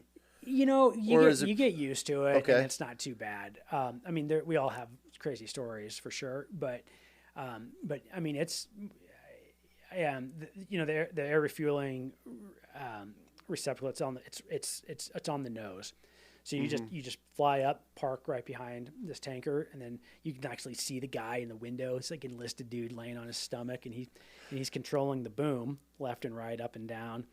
So you just park it, and then you let him try to just kind of fly it into it, and then he plugs in. You can talk to him there on the interphone. Hey, what's up, man? Really? Hey, yeah. Hey, not much. Cool. All right. Yeah, I need whatever 5,000 pounds of gas. And he's like, okay, sounds good. Top off. Peace out. Go get and then back to the fight. How long does it take to fill up? I mean, 5,000 pounds. It's I don't know the actual flow rate, but it's pretty quick. I mean, you're cruising. up there for like 2 or 3 minutes and you're topped off. No shit. Yeah, I mean, it's just like. And then once you're topped off, what's your time of flight for a tank? So when we're like fully combat loaded, you're looking at like 2 hours maybe. Oh, really? Yeah. That's quick. Yeah, maybe. I mean, you can definitely max endure, you know, which means go up high, pull the throttles way back. But if you're down in the fight, and you know, you need to be thinking, and that's one thing with fighters, you're always running low on gas. That's just the way it is. I mean, you come off the tanker, and you're thinking, now it's the first thing you're thinking, okay, now where the hell am I? You know, the tankers will drag you wherever, you know, or you're in a certain tanker track. So now you're immediately, you're always planning gas. Like, okay, what's my bingo fuel from here? What can I, because I got to travel 50 miles to go do Overwatch over here. And then I need to calculate how much it's going to take me to get back to base. How much is it going to take me to get to a tanker? And so you're just always thinking. That's always in the back of your head is just fuel. Everything is fuel. Yeah. You're always like, okay, where's my out? Where do we get to go if shit hits the fan? Like if the airfield crumps at Bagram, I mean, that's a single runway and it would close. Now you're in trouble. You know, it's like you got to go hold on a tanker. You got to go plan to divert. So when you're holding on a tanker, you're just swapping and you're just following them until you need more fuel again, and then you had to do that. Yeah. I mean, that would be a. Oh my god. I mean, really, like if you think about it, like when you're taking A-10s across the ocean. Yeah. I mean, you pretty much you just stay with the tanker the whole time, and we're constantly all topping off because you want to be able to divert if you had to. You got to be holding enough gas to be able to get to a certain. Because it'll happen. Like you'll be tanking, and all of a sudden, oh shit, we got to go. My jet won't take gas for some reason. It's broken, and you don't want to be over the ocean and be like, well, I have no options. So you're always thinking you got to have an option to where so we're always like staying topped off. So once the cycle of A-10s filter out, you're pretty much rolling right back in. Yeah, I mean, you get and again, you have it all pre-planned, so you know, like there's certain areas of the ocean where you're like, okay, dude, we got to be constantly staying long stretch before there's anything. Hey, we're over land. Like, dude, we're good. If we got a problem, just drop in and land it here. But yeah, doing pond crossings is what we call it. Crossing the ocean, you're gonna be on the tanker. I've never thought of that. I didn't even know that's how it works. Yeah, that's pretty. Is it? I mean, a 30-minute gap in between, an hour. I mean, obviously you said it varies, but I mean, if you're overseas and there's a dust storm or the base is shut down and you gotta follow a tanker around, I mean, that could be and really, I mean, if an airport or if a base is like crumped, like the runway is gone, or they're and they're like, dude, you're now thinking divert mode. Your mind's like, okay, because you don't want to just be the guy who's just waiting around. I mean, and an airport, base could be closed for 6 hours. Yeah. Now, it's like, okay, a base is closed, do divert. Got it. So back to your first mission. You get the green light. You guys are loaded up. I mean, what's going through your head? I mean, do you know, were there pre-runs before this? Like, hey, this is it, and then you get all excited, then it gets shut down, or was this it? So really, like I say, you're doing a lot of that XCAS, meaning you're airborne. You don't really know what's going to happen. Sometimes you'd be like, hey, we want you to just go to this fob and make sure they're good to go. Just go hold over the fob. They've been taking indirect fire. And then so you check in with the JTAC, Joint Tactical Air Controller on the ground. Hey, what's up, man? This is Hog 51. I'm just overhead. Okay, cool, thanks. And then crickets, quiet, nothing happens. Because again, we're talking aircraft are overhead. You got B-1s, Strike Eagles, F-15Es, Vipers, everything's out there. Okay. And we're all in the Navy, the Marines. They're all in different AOs. We're all covering different areas. And everyone's you're on that like on call stuff. And that's Afghan. So that's like an Afghan type scenario. There are exceptions to that for sure. Like sometimes you'd show up for your sortie and they'd be like, okay, here's a targeting packet. This is like a no shit. We have like a high value asset. Oh, really? Where they're like, dude, we know this guy, we've been following him, and you'd go out the door. That's your target to strike. Did you get any of those? Yeah. So you get those. Really? And but really, those were few and far between because in Afghanistan again, because really our main role was close air support, which was go out and so the worst case scenario that every hog guy that makes the hair on the back of your neck stand up is you check in on the radio and you, same thing. Hey, go check in over here. Or you get the call, hey, there's a tick. Troops in contact. Okay. You go in, check in with the JTAC on the ground, and he keys the mic, and all you hear is screaming and gunshots. Yeah. And you're like, okay, it's on. It is on. And shit's going to get real. And, there's always a level of progression we always do with trying to figure out what's going on. And a lot of times you'll show up and just kind of do like a show of force. And a lot of times that's enough to just break contact. Because that's the whole idea is if they're calling you in, like, yeah, I mean, like, as you know, Marines, you're trained to be in contact, right? That's not like a bad thing. Yeah. But what's bad is when you're being overrun. And so if sometimes all it takes is just a hog to just do a quick flyby, popping flares or whatnot, and just to show, hey, like, we're here, get back, and that'd be enough. Okay, and that would get them to leave. But most of the time, they're in the fight. Taliban, they're fighting. They're not going to stop. Yeah. And so then it's just like, okay, what do we need to do here? And the JTACs then, they're like, first thing you want to know, where are my friendlies at? And so you try to get a good battle picture in your mind. What elevation are you flying? Are you going off maps and grids from the JTAC, or are you actually looking at the battlefield underneath you as you guys are kind of building a plan, or is it a little bit of everything? Yeah, it's a little bit of everything. So what you do is you're going to be, so as you're just in your air, let's say you go to the tanker, you get gas, and then you'll get a call. We're all working on SATCOM at this point, talking about all the upgrades that the A-10 has had. So get a radio, get the call, or they can even like send you a text message. Hey, you need to go. You need to proceed to, and there's all it's all broken up into, they call them kill boxes. Okay. So it's just now you have a map and the whole country's broken. So, they're not going to tell you like go fly to blah blah blah blah blah valley. Yeah. We don't know the hell that is. Yeah. Kill box 32A. But yeah, that. Like go to kill box 32 Alpha. Okay, cool. Well, I can find that on a map. Yep. And then you just then you just get grids, go where you're going, start hauling ass, get a frequency for who you're fighting with, and then cruise over there. And then from there, now you get there, and now what's also huge advantage for A-10 guys is we're big time looking outside.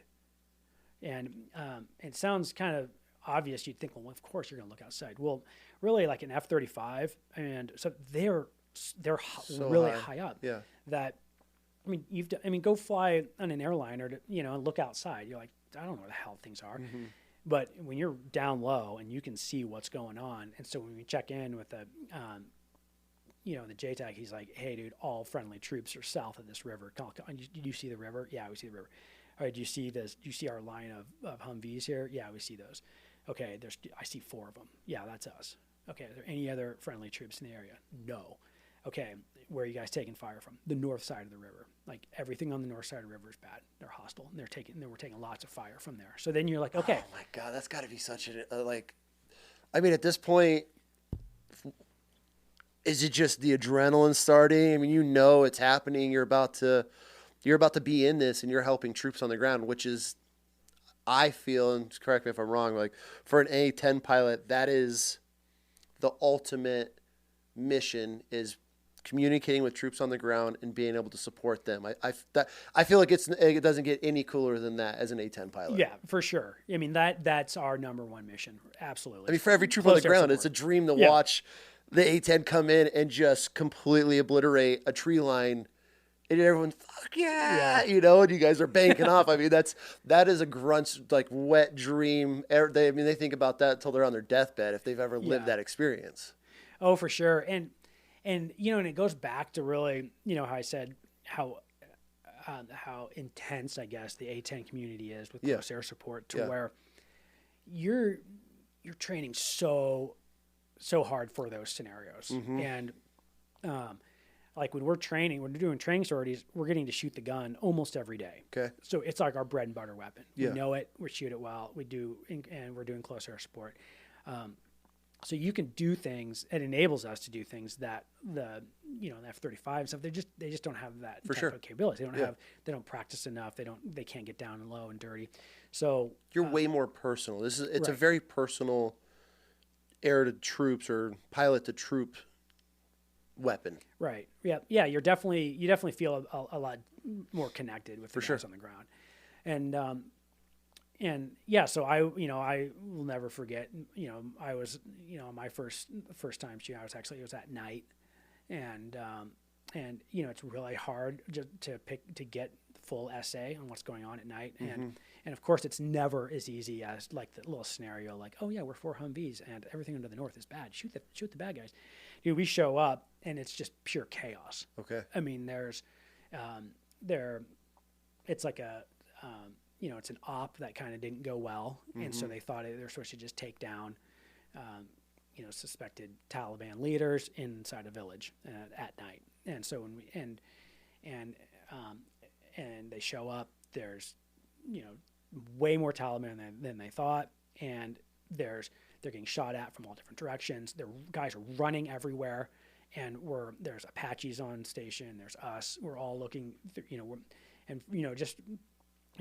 from our perspective now. So now we're overhead, and you have night vision goggles. Well, it's pretty much like looking through a soda straw. It's not like it doesn't turn day or night to day. Yeah. And so you're looking through, a little tiny soda straw, trying to figure out what's going on. You have your targeting pod, which is like an IR, that's your biggest essay enhancement tool. What's a targeting pod? This is on the plane? Yeah. So it's a huge, think of infrared camera that also shoots a laser out. Yeah. So you're able to pin 4. So now you can type in a grid and slew that targeting pod to those grids. It'll just automatically go there. And so we're talking to the JTAC, same thing.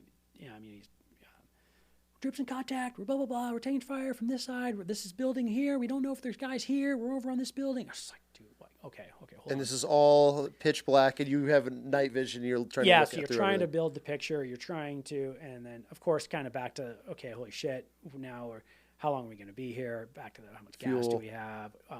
What kind of terrain? Like in Afghanistan, there's like 15,000 foot mountains for everywhere. Sure. And in the Hog, we're rooting around in these canyons, and you have, you're dealing with weather. You're dealing with so there's a lot going on, and you're trying to build this picture in your mind. Like, what do we need to do here? And then it's game time. Where the second they're like standby 9 line. And that's JTAC's, the way that they send you all their targeting data. And so at that point, you're ready to, that's when it's like, dude, arm everything up. We're about to go hot. What does that feel like? You're like, again, we're so trained on that stuff. It's really just like, dude, pull up the second sleeves nature and let's go. Really? Yeah. It's like, hell yeah, here we go. So now you're arming things. Things are going live. You get your 9 lines. So you write it all down, and it's a 9 line because it's really, you write 9 lines worth of information. You know, like where are the friendlies, where's the target, where do they want you doing, coming in and off from, and what type of munitions do they prefer. And so they're like, so we dial it down. We're like, okay, we're pretty damn sure it's this building right here. I shoot a laser on it with an IR sparkler, get him to confirm the JTAC. He's got night vision. He can see that IR light. He's confirming it. We got, they have all the robots up there flying, and also all the drones.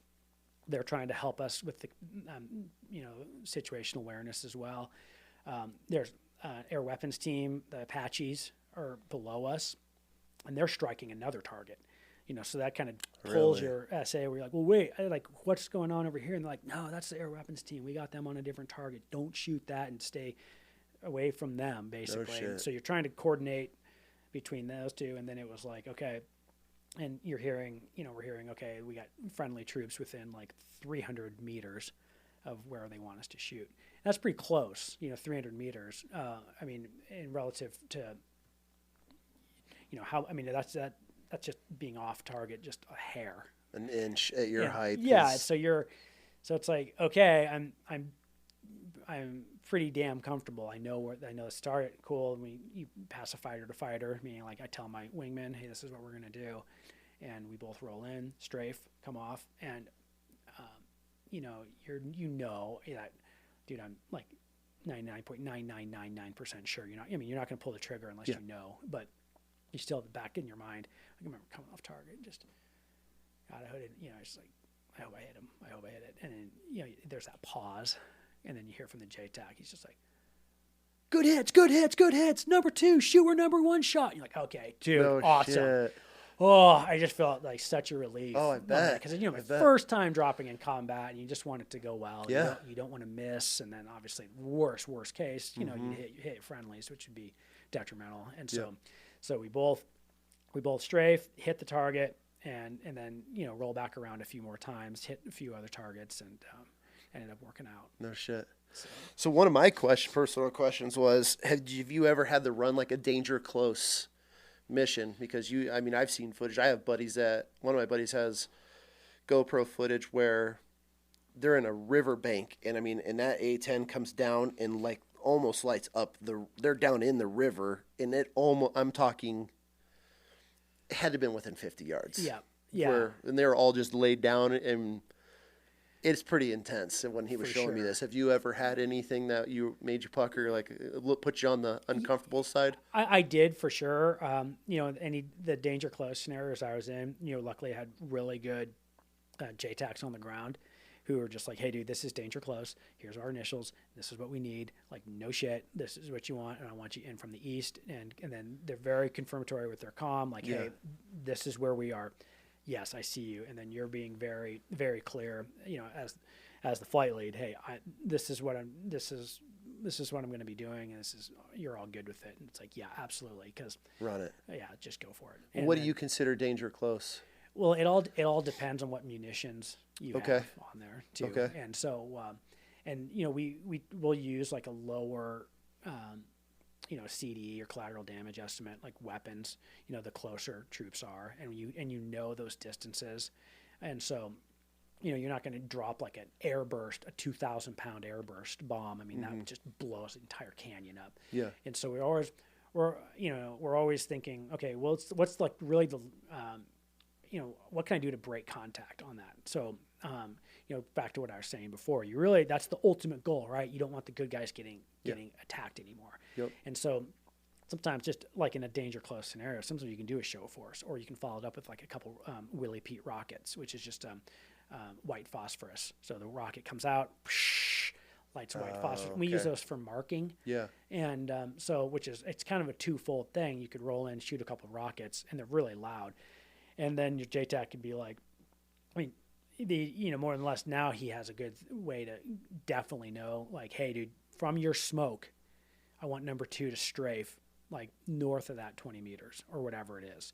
So, so now we're continuously upping the type of munition. And so then if it's like, okay, you strafed, dude, we need more. We need something more. Yeah. And we're now kind of, all the good guys are kind of moving more out of the way. You're like, okay, well, we can move it up to bombs if we need to. But how's that, dropping bombs? Bombs are awesome. The old school bombs are a lot more fun to drop, which is like a dumb bomb, because you're actually, diving at the ground, you're aiming it, you're targeting, you've got to put the pipper right on it. And now with like the latest upgrades, I shouldn't be said the latest, but when they converted the A-10 from the A-10A to the A-10C, that's when they really they put in the GPS INS IGI is what they call it, an embedded GPS INS system, and because really in today's battles you cannot just be going out and like ripping like 6 Mark 82s over like Vietnam style. It's most of our target, or not most, but let's say a fair amount of the targets we go after, it's going to be like one guy on a moped in a town. Mm-hmm. Well, so you can't just blow up a city block to take this guy out. For sure. And so we really have low CD weapons or precision guided, more, is really what we're after. And so precision guided munitions, you're looking at like a GBU 38, a GBU 12, GBU 54. So those are GPS or laser guided weapons. So you're going to be dropping those really from, medium, high altitude. You're not down low. Because they have to, they need time to find their target and arm and everything. Yeah, correct? Okay. And so you're up at higher altitudes. You're gonna, sometimes you're just gonna shoot a laser. Yeah. And then it'll hone in on that signal. Okay. Or sometimes you just type in a grid, and the bomb falls off. It goes to that grid. Did you ever get the opportunity to drop ordnance on somebody, like on a moped or anything? Oh yeah. Yeah, really? Yeah. You You drop say it like it was a common thing. Well, so in Afghanistan, I think we were there, I was only there for like 50 days or something. And, you're dropping maybe once every couple weeks. What's it like when you have this guy, he's lasered and bombs away pretty much, right? Yeah. Do you get to watch the impact, or are you pulling off and so a lot of those, you're from a higher altitude and you're dropping it, and maybe your wingman's going to laze it in for you, or whatever the tactic is. It really depends on the weather, the threat, all that stuff. And so you see it, look out the window and you're going to see the boom, or you're just going to see it. More than likely, you're looking on your targeting pod because you're looking for, what's going to happen next is what you're always thinking. It's not just, it's never just, hey, swing by, drop a bomb and go home. It's like, okay, dude, there's, we know that there's like enemy inside this building. Let's say.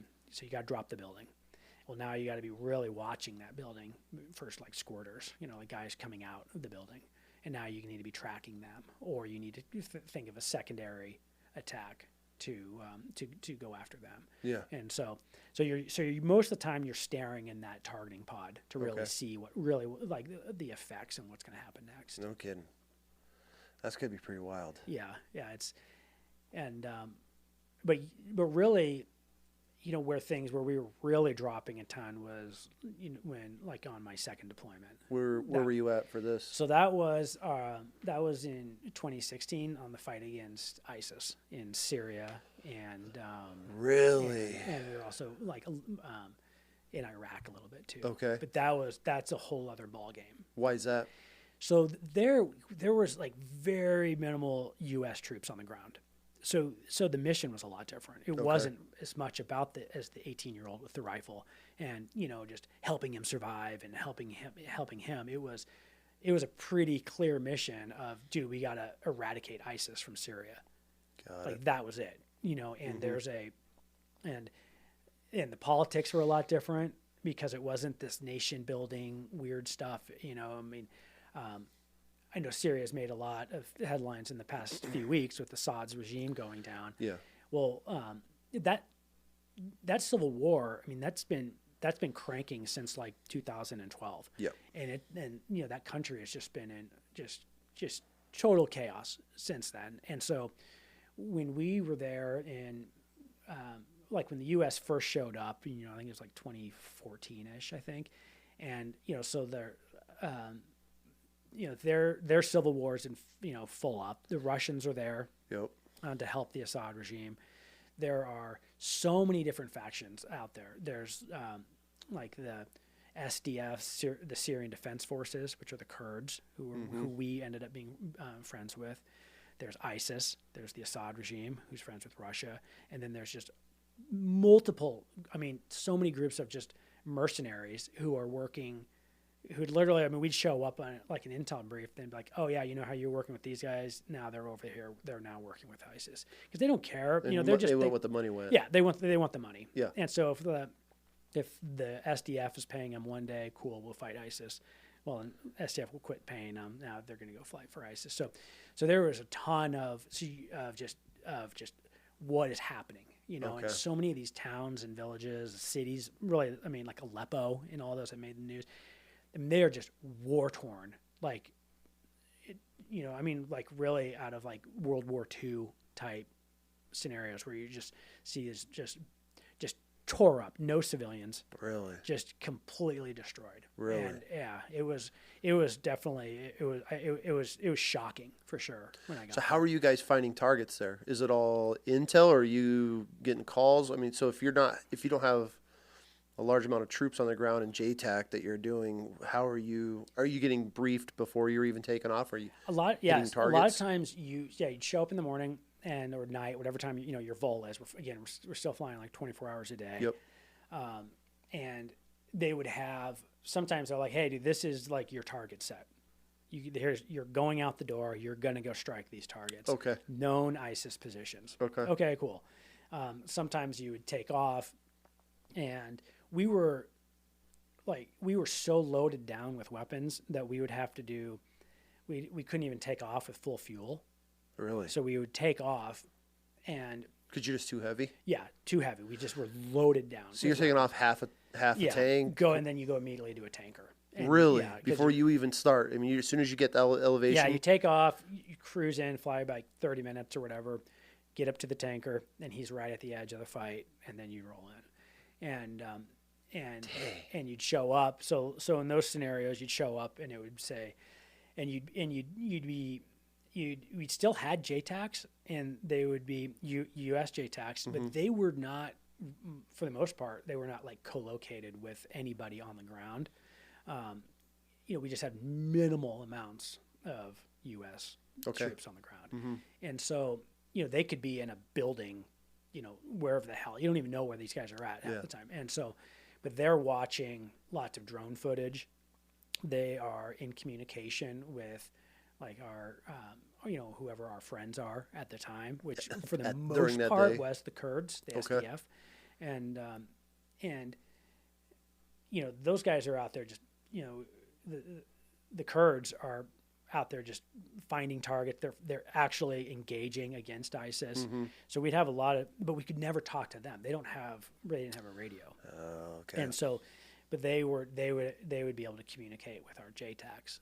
And so there'd always be a huge lag in what's going on. Okay. Because, you know, whatever means that they were using to contact our JTAC, and he could be in another country.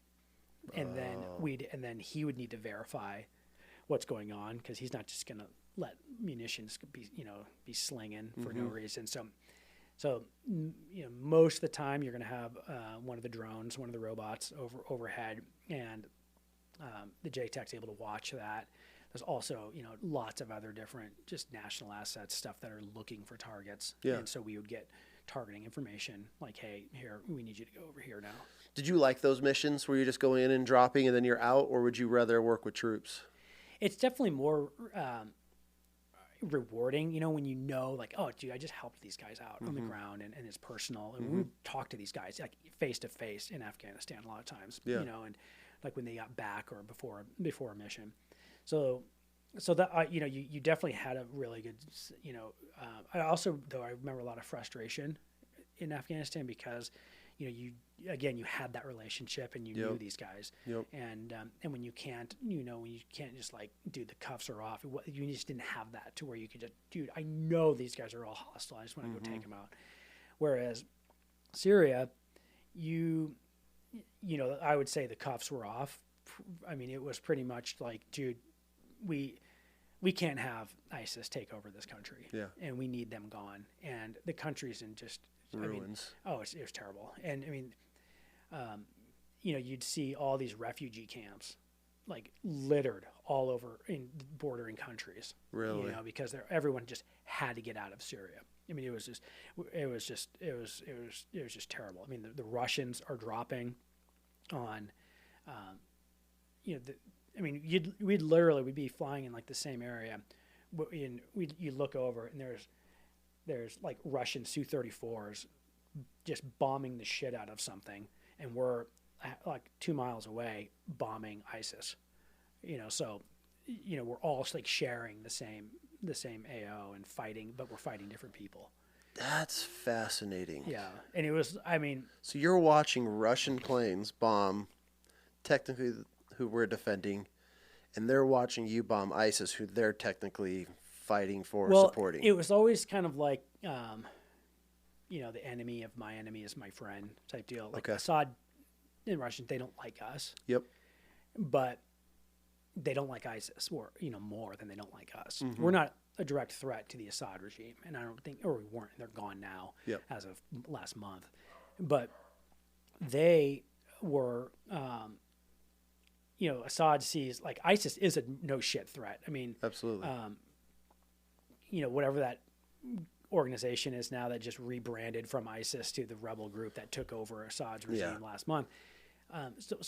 He was very correct. Obviously, they ended up taking him out, and so for the U.S. to be there to take out ISIS was a help to him. Of course, he didn't like us in general. So, very, very strange though, for sure. I mean, you're seeing Russian aircraft flying and they want to come by, say hi to you, which is unnerving for sure. Did you ever have any of these moments? There were like near World War III, I would say, incidents that going on out there of no shit. You're like, I mean, if you think about it, if let's say, because the Russian pilot, they're bored maybe, or they just want to do something, and there were some times where they got too close to American aircraft, and American aircraft would start turning with them a little bit, and if you think about it, I mean, that could, if they start shooting each other down, a U.S. and Russian aircraft, it could be pretty bad. Oh yeah. And I don't know if you remember, a Navy F-18 actually shot down a Syrian Su-24. No. When we were over there, and it was like, actually it happened right when we got back, and again, and there was like, holy shit, what do we do here? They were like, and they get the call, and then some of the few Americans that were on the ground were actually getting bombed by an aircraft, and they're like, dude, we're no shit, something's shooting at us, and they're like, so this F-18 shows up and just shoots him down. No shit. And you talk about a hairy situation, because the Syrians, they have surface-to-air missiles all over the place, and so it could have escalated like really, really quickly. So. Oh shit! Is there a mission that sticks out to you that you got to run through? I mean, you did what, 3 deployments? Well, combat deployments is just 2. Okay. Yeah. So Afghanistan, and the other one was the Syria / Iraq. Is there a mission that stands out to you that was, either that made an impact in some sort of way? Definitely. One in Afghanistan stood out was there was a convoy that was, they were, just moving from a FOB to wherever, another FOB or some shit. I don't remember the details of it. Well, they get ambushed, and they are, no kidding, they were out there for like 3 days. Really? And we gave them 24/7 coverage with A-10s, and we were rolling in they were just a constant onslaught, and they had KIA, a lot of injuries, and we could not. It was like too hot of an LZ to bring in a helicopter to get them. Really? And so, they were just under constant bombardment, and we were just ripping, A-10s ripping out other A-10s, like 2 ship on station. Okay, they're done. They got to go back. 2 more show up. And giving them, just being there for them, and then when the Taliban would strike the convoy again, we'd roll in. We actually escorted a C-130 for them to do an airdrop of supplies, just to get them. They needed meds and food and water. They're out there for days. Yeah. Finally, they get out. They get heloed into Bagram, and we were able to meet those guys. We all went to the hospital where they were all at and just bullshitted with them. And no kidding. So that was really incredible for sure. So you guys were on station for 24 hours a day for 3 days, and the Taliban was still. Oh, just still hitting them. Yeah, finally. I mean, it was finally like, dude, it's okay. Get them out of here. Get helos in here. Really? Just get them taken out. No kidding. Yeah. That's what there's such a difference between the Mujahideen or whatever you want to call them now in Iraq versus the Taliban. You know, people would ask, and I've never, you know, when I was in Afghan, I was contracted, so I wasn't on the military side, but, you know, from buddies and talking to vets and just people, I mean, I feel like Taliban would sit there and just fight you toe to toe all day long when, you know, in Iraq, and they just spray over a wall or little burst and run. And Taliban, I mean, they showed up to play, and they were, Yeah. I mean, they've been fighting on the motherland over there for centuries. For sure. And, you know, they got those mountains dialed in the way that they can move through them. But the fact that you have 24/7 air support with A-10s and it's still not even phasing them, that's what's scary. For sure. Yeah. And you know, it is a good point. You know, there are different, you know, like the Iraqi military versus a Taliban versus ISIS. They have different ideologies. They all have different, you know, how they want to fight, how far do they want to take it. Like, you know, just an Iraqi guy in the military, he's probably not like that much into Saddam Hussein at the time, whatever. Like they're there because they were told to be there. Yep. Versus, you know, an ISIS fighter, they have a lot, you know, they see it as like a lot greater calling. For sure. So they're going to take a fight. And they're willing to do a lot more. For sure. A lot more. Yeah. And I think too, that's why, you know, you're going to see a different ROE of, like, when you're in Syria. Like, dude, things have to happen here a lot quicker. It's so frustrating, though. You know, you hear these stories of guys who are like, I had to shoot a pen flare, then do wave a flag. And, I mean, we had checkpoints that we were running, and they wanted us to wave a flag. Wave a flag was the first line. Flag, I think it was a pen flare, star cluster. Then you were able to do like 3 rounds into the dirt, then 3 rounds into the hood, and 3 rounds into there before you can shoot the windshield. And you're supposed to do all of that within like a 50-yard snake barrier to get to your checkpoint. And it just, even as like a young Marine, I was like, there's no fucking way this is happening. Somebody wants to run this, they're on you in a vehicle, and I'm supposed to you had it all laid. I'm like, this is the dumbest shit ever. You know, versus when they were over there, it was like, oh, military-age male with a shovel on a motorcycle, shoot on sight. And then it went to, oh, we need, you know, got to call it in. And I was talking to my buddy the other day. He's a tanker, and he's like, dude, it would take us sometimes 6 hours to get cleared to go live with an Abrams. Wow. All the phone calls and going up the chain of command before it got back to him. And he's like, it was a nightmare. Yeah, it's a crazy thing, though. You know, the way. You know, just who's running the show and who's developing the ROE at the time, for sure. I got some more questions from some of our listeners. I'm asking this question because it was actually asked several times. And the first one I read, I was like, there's no way. But there was multiple people that asked this questions. How do you go to the bathroom? And have you ever had to shit yourself? That was a multi-question. Yeah, it's funny. My kids ask me that too. They think that's hilarious. Yeah. You know, of course, because they're in that young age. They think like that. But no, yeah, it's actually. I mean, you talk about some of these sorties. You know, you're up there for a really, really long ass time, and they have these things called piddle packs. It's like kind of a weird shaped Ziploc bag almost that has some powder in it that turns pee into gel. Okay. And so you just sit there and fill up piddle packs. And then, you know, the nightmare scenario would be if you had to, you know, shit yourself. It would just be terrible. So luckily, knock on wood, that's not happened. But, you know, there are some stories for sure of guys. I mean, dude, you're deployed and the food is jacked up. Not the best. I mean, you know this, right? Yes. Like, you know, you're going to eat rotten food and, you know, so, you know, so that's, you're always eating, you know, like you find in the first week, okay, if I just survive on this chicken and Cliff Bars. There was guy hula bars. Yeah, guys would just be like, okay, I'll eat chicken and Cliff Bars for the next, you know, few months and stay away from the salad bar and you're good to go. Yeah, I had to ask because when I got the first one that came in, I was like, I'm not. And then multiple people are like, how do these guys use the restroom up there if you're running missions? So I had to ask that one.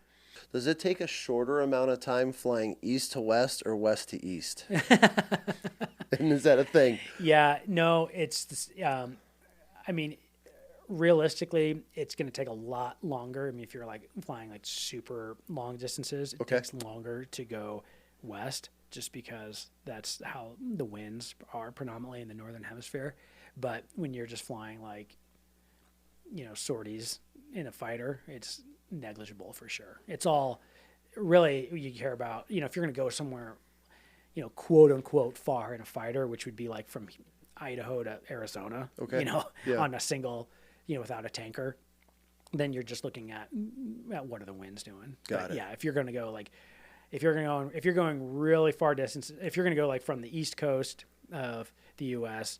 over to Europe or something like that, you're going to get there a hell of a lot faster when you go when you're traveling east versus west because of the winds. Got it. I don't know if you're a religious man. I am. Yeah. Do you believe in a firmament? In a firmament? Yes, the dome over the earth. I don't think there's like a protective dome over the earth. Okay. Next, is the earth flat?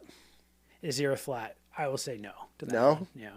I haven't found a pilot that has rogered up to that one yet. Yeah. But people know, they know my conspiracies and I'm in it. So I had somewhere like, you got to ask him if the earth, if he thinks it's flat. Because you do commercial too, correct? Yeah. Okay. So you're doing long flights. Is this something that you just can't admit to? No, I would definitely admit. I like conspiracy theories. Yeah. I love bullshitting with my buddies. We talk about this stuff all the time around the campfire. And you're not a flat earther, huh? Not a flat earther.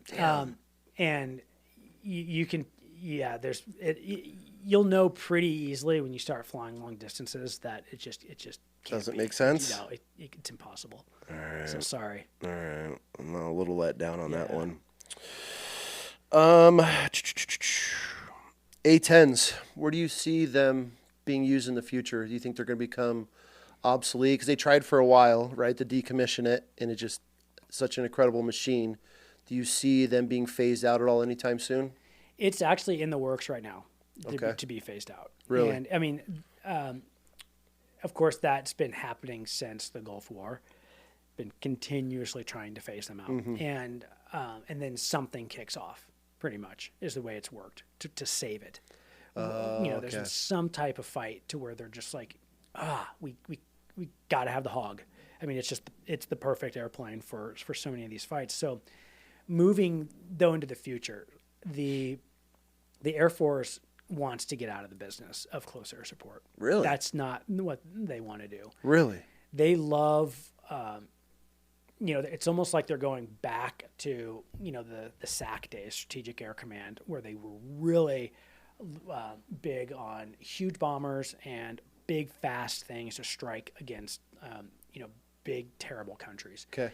And then obviously Vietnam changed all that. Yeah. And then of course the last 20 years. And so now, but now that the war in Afghanistan is over with and they're,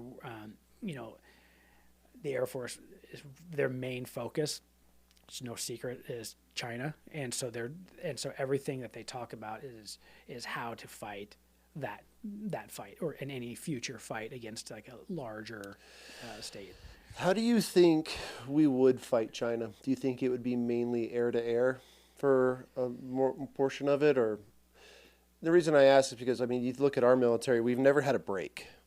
We've been in war we roll from one war to the next, to the next, to the next. And then you take someone like China, when was the last time they were at war with us? When we were doing island hopping campaigns.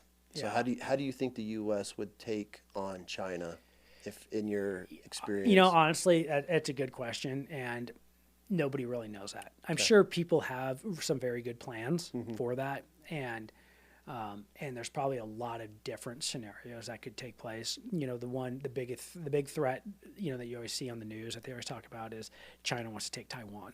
So there's, there's obviously a huge war plan about how could we prevent that? How could that fight take place? What assets would be involved? Would A-10s be involved? What would it be? And And I think there's so many it depends Yeah, for sure. into that to where, It's a lot of variables. yeah. And look how much the battlefield has changed with this Ukraine-Russian shit. Oh, Drones for sure. And, I mean, that's been such an eye opener, I think, to just, to the world militaries where they're seeing like, oh my gosh, drone warfare has changed things so much, and how much is that going to affect it? I mean, are we going to see a giant force on force where you're seeing like carriers flowing in and fighting, these giant naval battles? yeah. And I mean, only time will tell for sure. And it's such an interesting way because we almost went back in time and fast forward in time for this war, because I never in a million years would ever think we'd be in trench warfare again, where you're turning corners and dudes are hand-to-handing it, and then they're hiding from drones that are flying into a bunker while they're sitting there eating chow for the day. I know. It's really crazy. I mean, it's and there's I so couldn't many, even imagine. There's so many domains now too of warfare. When you look at space, cyber, is things that are like beyond the scope of just warfare that that we've seen for so many years, to where and they're seeing what how those can be used in wars like in Ukraine, and then you also see the way the Israelis are fighting, just really wild shit that is just outside the realm of conventional warfare for sure. And so I think that definitely makes it to where you're like, well, how would the next giant war, whether it's the U.S. and another major nation state, you're talking like Russia, China type thing, or is the next big fight going to be something that breaks out again in the Middle East or something? And so fuck that place. And really, that's why with the A-10, the divestment of the A-10 is in the works for sure, and they want to get rid of it, and they're slowly closing down squadrons as of right now. That's such a bummer, man. Well, it is for sure. I mean, especially, I love the airplane, and I've seen how effective it is, and but I also see how effective an F-35 is when you're talking about when it's going to be fighting, a nation state. Having an F-35 would be a lot more survivable in that like Ukraine type scenario than an A-10 would be. That's just the nature of the beast. Okay. And if that's the way the future warfare goes, where you're going to see a lot of F-35s flying stealth, flying high, that could be the case. But Sorry. Well, I just always see that there would still be a place for Hog. That's why I'm saying what would replace the Hog at the end of the day. That is on the battlefield. That's as close to an Angel that you can get. Yeah, I mean, I would say this: if there's ever a time where you're going to see, troops fighting troops, which seems inevitable in any type of war. No matter how crazy things get with like cyber and space, they're still at the end of the day. I think you're going to see armies fighting 100%, against each other, 100%. And you're going to need close air support. Yeah, and Lockheed had said the F-35 will replace the A-10. They said they can do that. That's one of their things. Oh yeah, well they checked that container and they should prove that to Congress. Well, but everyone knows it really cannot. It can drop a bomb on a grid, and if they're told to do that, but it's not going to do it to the full effect of the Hog. So no, nothing can. Right. Nothing. Another question that was asked was, have you ever had to make a split-second decision in combat to change the outcome of the mission?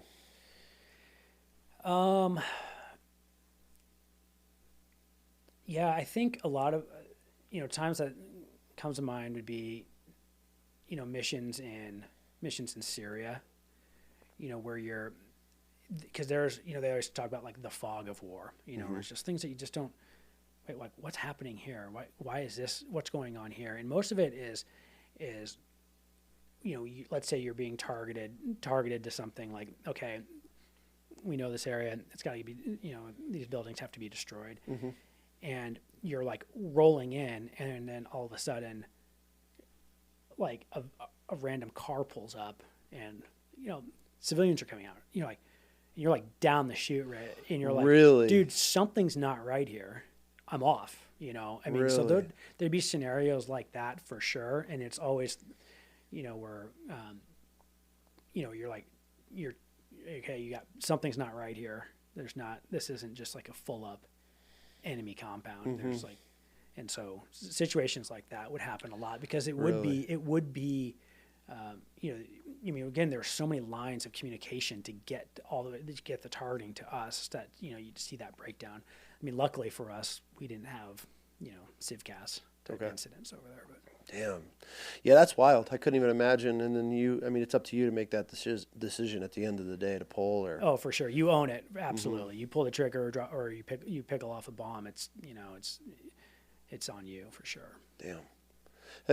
How often does that happen? I don't know. You don't have to say if you've ever made that a wrong decision or not, but I mean, when it goes away, okay, so as a pilot, you make that decision. You have a target that you've been briefed on, and you go out and you bombs away it, and then it comes back. Are you held responsible for everything that happens once you release, even though you've been given the green light on that's a hard target? Yeah, yes and no. I'll put it that way. Okay. If it's, let's say, because there's different types of targeting that's out there also.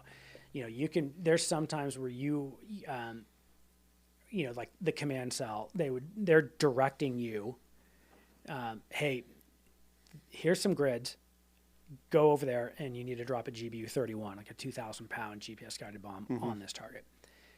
And now you could be at night above the weather, and you don't even know. You don't have the ability to go down and see. Now, they're not going to give you a target like that unless they are pretty damn. 100% sure. Got it. That is a target. They're not just gonna.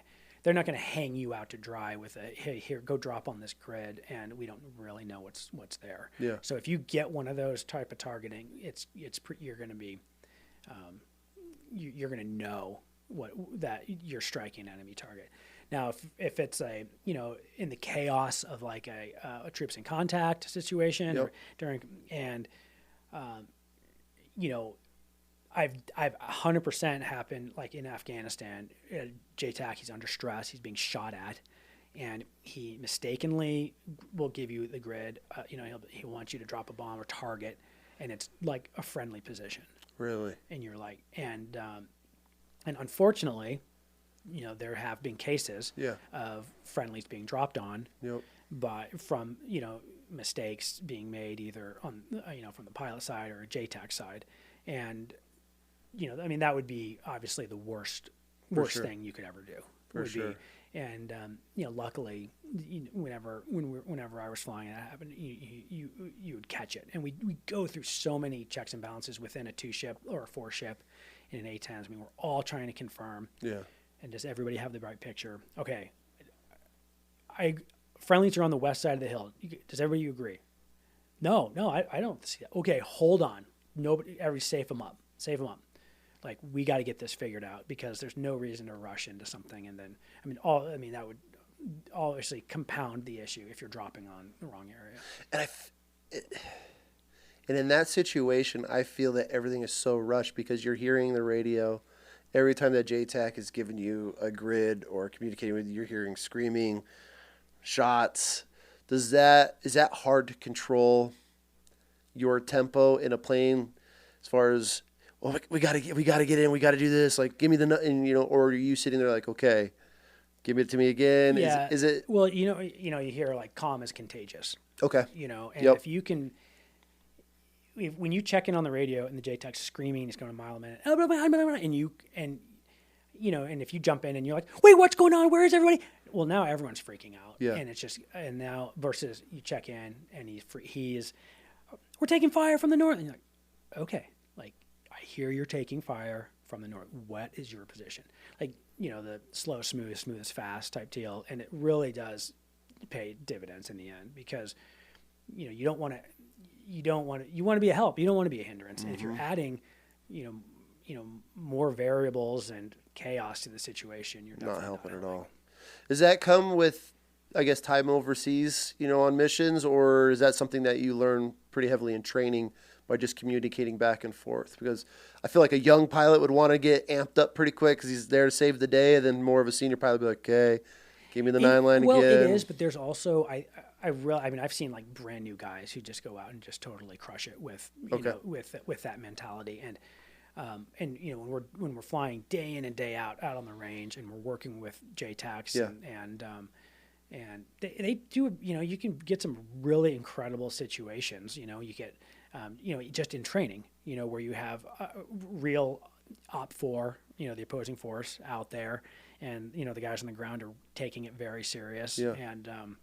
And so you get some scenarios where you finish some of these training missions even, where you just have to get like poured out of the cockpit because you're like, oh my gosh, your mind is mush, and so they really, you know, the more you're put through the ringer on those training sorties, when you get out there, it really carries over. That's awesome. Well, good. Yeah. Glad that.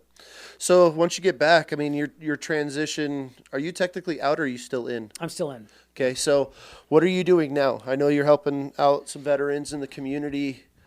Since you've kind of done deploying and things have slowed down a little bit, how have you transitioned into? Yeah, so doing the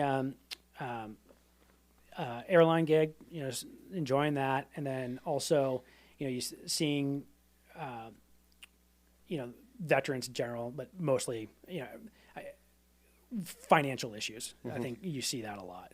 Absolutely. You know, and I work with a company called Turbine Capital. Okay. And we do. It's kind of a financial education. It's more focused, you know, turbine, like a turbine engine. So it's focused more for pilots, but it's also, I'm a military member. So it's like want to help military members as well. So we do a lot of education, and then it's also a way for people to invest passively in predominantly real estate deals. What type of education? I mean, let's say, and I just speak from the troop side of things. Your everyday guy that did 4 years or 8 years, got out, you guys will help him set up like his finances and show him. So I would honestly, for a guy, I love to just talk with a guy about that stuff, because there's so many things that I think you know, like the E1, E2, E3, they're not, no one tells you shit. Nothing. And you're being paid below poverty wages. Yep. You're being paid like $2,000 a month. And, you know, so I love talking and helping those guys out. And so for somebody in that level, there's really good groups that I can, you know, there's military millionaires, you know, there's active duty passive income, and I'm, you know, good friends with both of those guys that run that. And those are really good resources for that. Turbine is going to be from somebody who's more set up already. But with that being said, I like to work, you know, you can't get to an area where you're set up unless you set yourself up. For sure. And so what that means is when you're at that lower level, you've got to start preparing early. And, you know, you see so many guys just making like little, you see the E3 who goes out and leases like a BMW 5 Series. Oh my God! Yeah. And 19% interest. Yeah, and those ridiculous cash stores outside of bases and stuff, like just feeding off of active duty. I think that's bullshit. And you know, there's and again, the military doesn't help you at all with that. No. When they're going to pay you terrible wages, and then they don't really tell you how to get by. So shit pay with zero education on how to actually save or make money while you're in the military. And there's so many ways to get ahead as a military member, to where, you know, because a lot of times I get the into these conversations, and guys will be like, well, what am I supposed to do? I'm only making, you know, $2-3 a month. I can't do shit. It's like, yeah, I get that, but I'm like, here's one super easy thing to do. Go buy a house when you PCS. Do it with a VA loan, 100% down. There's a really neat trend going on in the country now called house hacking. It's where you buy a 3-bedroom home. You rent out 2 of the rooms to your buddies. You live in one of the rooms, and those other 2 guys are going to pay your mortgage. And now you're going to wash, rinse, and repeat at every place you PCS. And next thing you know, you're getting out of the military, and you have like 3 or 4 homes, and you didn't have to come out with any money out of pocket. And there's a lot of little tricks like that. And there's so many of these communities that can help people and help help these young individuals to where they don't just get out of the military and just think, oh, well, I served, so I'll be taken care of. Wrong. That doesn't happen. And especially the farther we're getting away from war times, obviously the withdrawal in Afghan, I got out, there was the hype behind, got to help our veterans. We got to help these guys that are coming back. I feel that with the way that this country and world operates is we forget very quick and move on to the next shiny thing. And so these guys that are getting out now, obviously there's a lot more programs, but the passion I feel for helping our veterans is definitely fading out and kind of dwindling away. And so in the military, the whole world's evolving except for our military when it comes to helping our active duty service members. It's scary when you break it down. It is, for sure. You go to get out and let's say you did 4 or 20 years. You go to get out and they're like, cool, I get to sit through a 2-week class and teach me how to write some bullshit resume and fill out some paperwork. And then there's like, have a nice life. Oh, yeah. And that's where I think a huge fear and how a lot of people are trapped is because of that unknown. They weren't set up. They don't have a savings. Now they have a wife and a couple of kids in their first enlistment or two. And then you're like, then you're stuck and they own you. And it's hard to be able to do that. Or these guys that stay in and they're PCSing and they're moving all over the place when they could just be buying a house everywhere they go with the VA. Yeah. Rent it out, and then now 0% down. Cool. You got that one, and that one, you live there 2 out of 5 years, and you don't have to get capital gains hit on you or whatever it is. Yeah, exactly. Yep. And, but nobody's showing you that. Or hey, you're a Lance Corporal, you live in the barracks. All you have is a cell phone payment, maybe a car. If you're smart, you don't get one. Let's put X amount away in a savings account. By the time you either get out of 4, 8, 20 years, this is what you can potentially have compounded over the years that you do. But nobody, I guess there's probably some really good leaders out there and maybe some admin positions that have the time to do that. But in, a deployable unit, you're never going to ever have anybody sit you down and educate you. And granted, the military, it's not their job to make a bunch of, make you financially stable when you leave. And it's even, that's our school system's the same way, right? They're not going to, for sure. They're there to build, worker bees. And the military is fighters. That's what they want to build. They want people to go fight the wars. Yep. They don't, they care about you or whatever, but when you're out of the military, like you're on your own. And same with school. A kid could go through school, and now you're on your own. You weren't really taught anything about financial literacy, and right, wrong, or indifferent. Which obviously I think it's wrong. I feel like people should have more of a financial education, and so it does take outside sources, but nowadays there's so many things that are available to people, and absolutely, and like you said, if you don't want to buy a house, you don't want to be a landlord. There's so many other things you can do as well. And I love to just bullshit with guys and help guys steer them in the right direction. And once, it's really neat to see how people can get from just making small changes to where the next thing they know, like they're like, oh yeah, hey, look, I'm like really ready to make a pretty large financial move with like turbine capital and ready to see things like exponentially grow. Yeah. That's got to be fun to see too. For sure. Where somebody's starting and the interest in it and seeing, okay, we got to get to here before we're ready. Then they come back and taking all the steps and doing all that. Yep, definitely. Well, cool. Well, man, I appreciate your time. Is there any words of encouragement or any message that you'd like to leave to any of the young next generation of war fighters, especially some guys that are motivated and want to be some pilots? Is there anything you would like to leave for them? Yeah, I would say I think right now it's an interesting time joining the military, and there's a lot of people very hesitant. I don't want to do this because of whatever reasons they have. I think at the end of the day, if you want to fly the greatest aircraft in the world, you got to fly in the military. And if you want to just be in the military, do it. It's an awesome opportunity. I don't regret anything. You know, you look back and you get to meet some of my greatest friends. We're all in the military, had the best times I've ever had. You don't have to agree with everything that's going on in the military or in politics. I still think it's a great deal. And I also don't want to discourage people I know it took me a while to going through that Air National Guard route to fly. But it's 100% doable. Yeah. You know, and if somebody says, I really want to fly, and I want to fly in the Air National Guard, well, do it. You can totally do it. And listen from my, how it took me a lot longer because I didn't really know what I was doing. But if someone has a question and they really want to do it, reach out to me. I love helping younger guys get hired on with the Guard unit. Nothing would make me happier than to see somebody pin on some wings. Yeah, no, I mean, I'm sure it's, especially if you could mentor them, and we'll get all your contact. We'll make sure it's all put everywhere. I didn't tell you in the beginning, but normally when we start these episodes, I do something different here.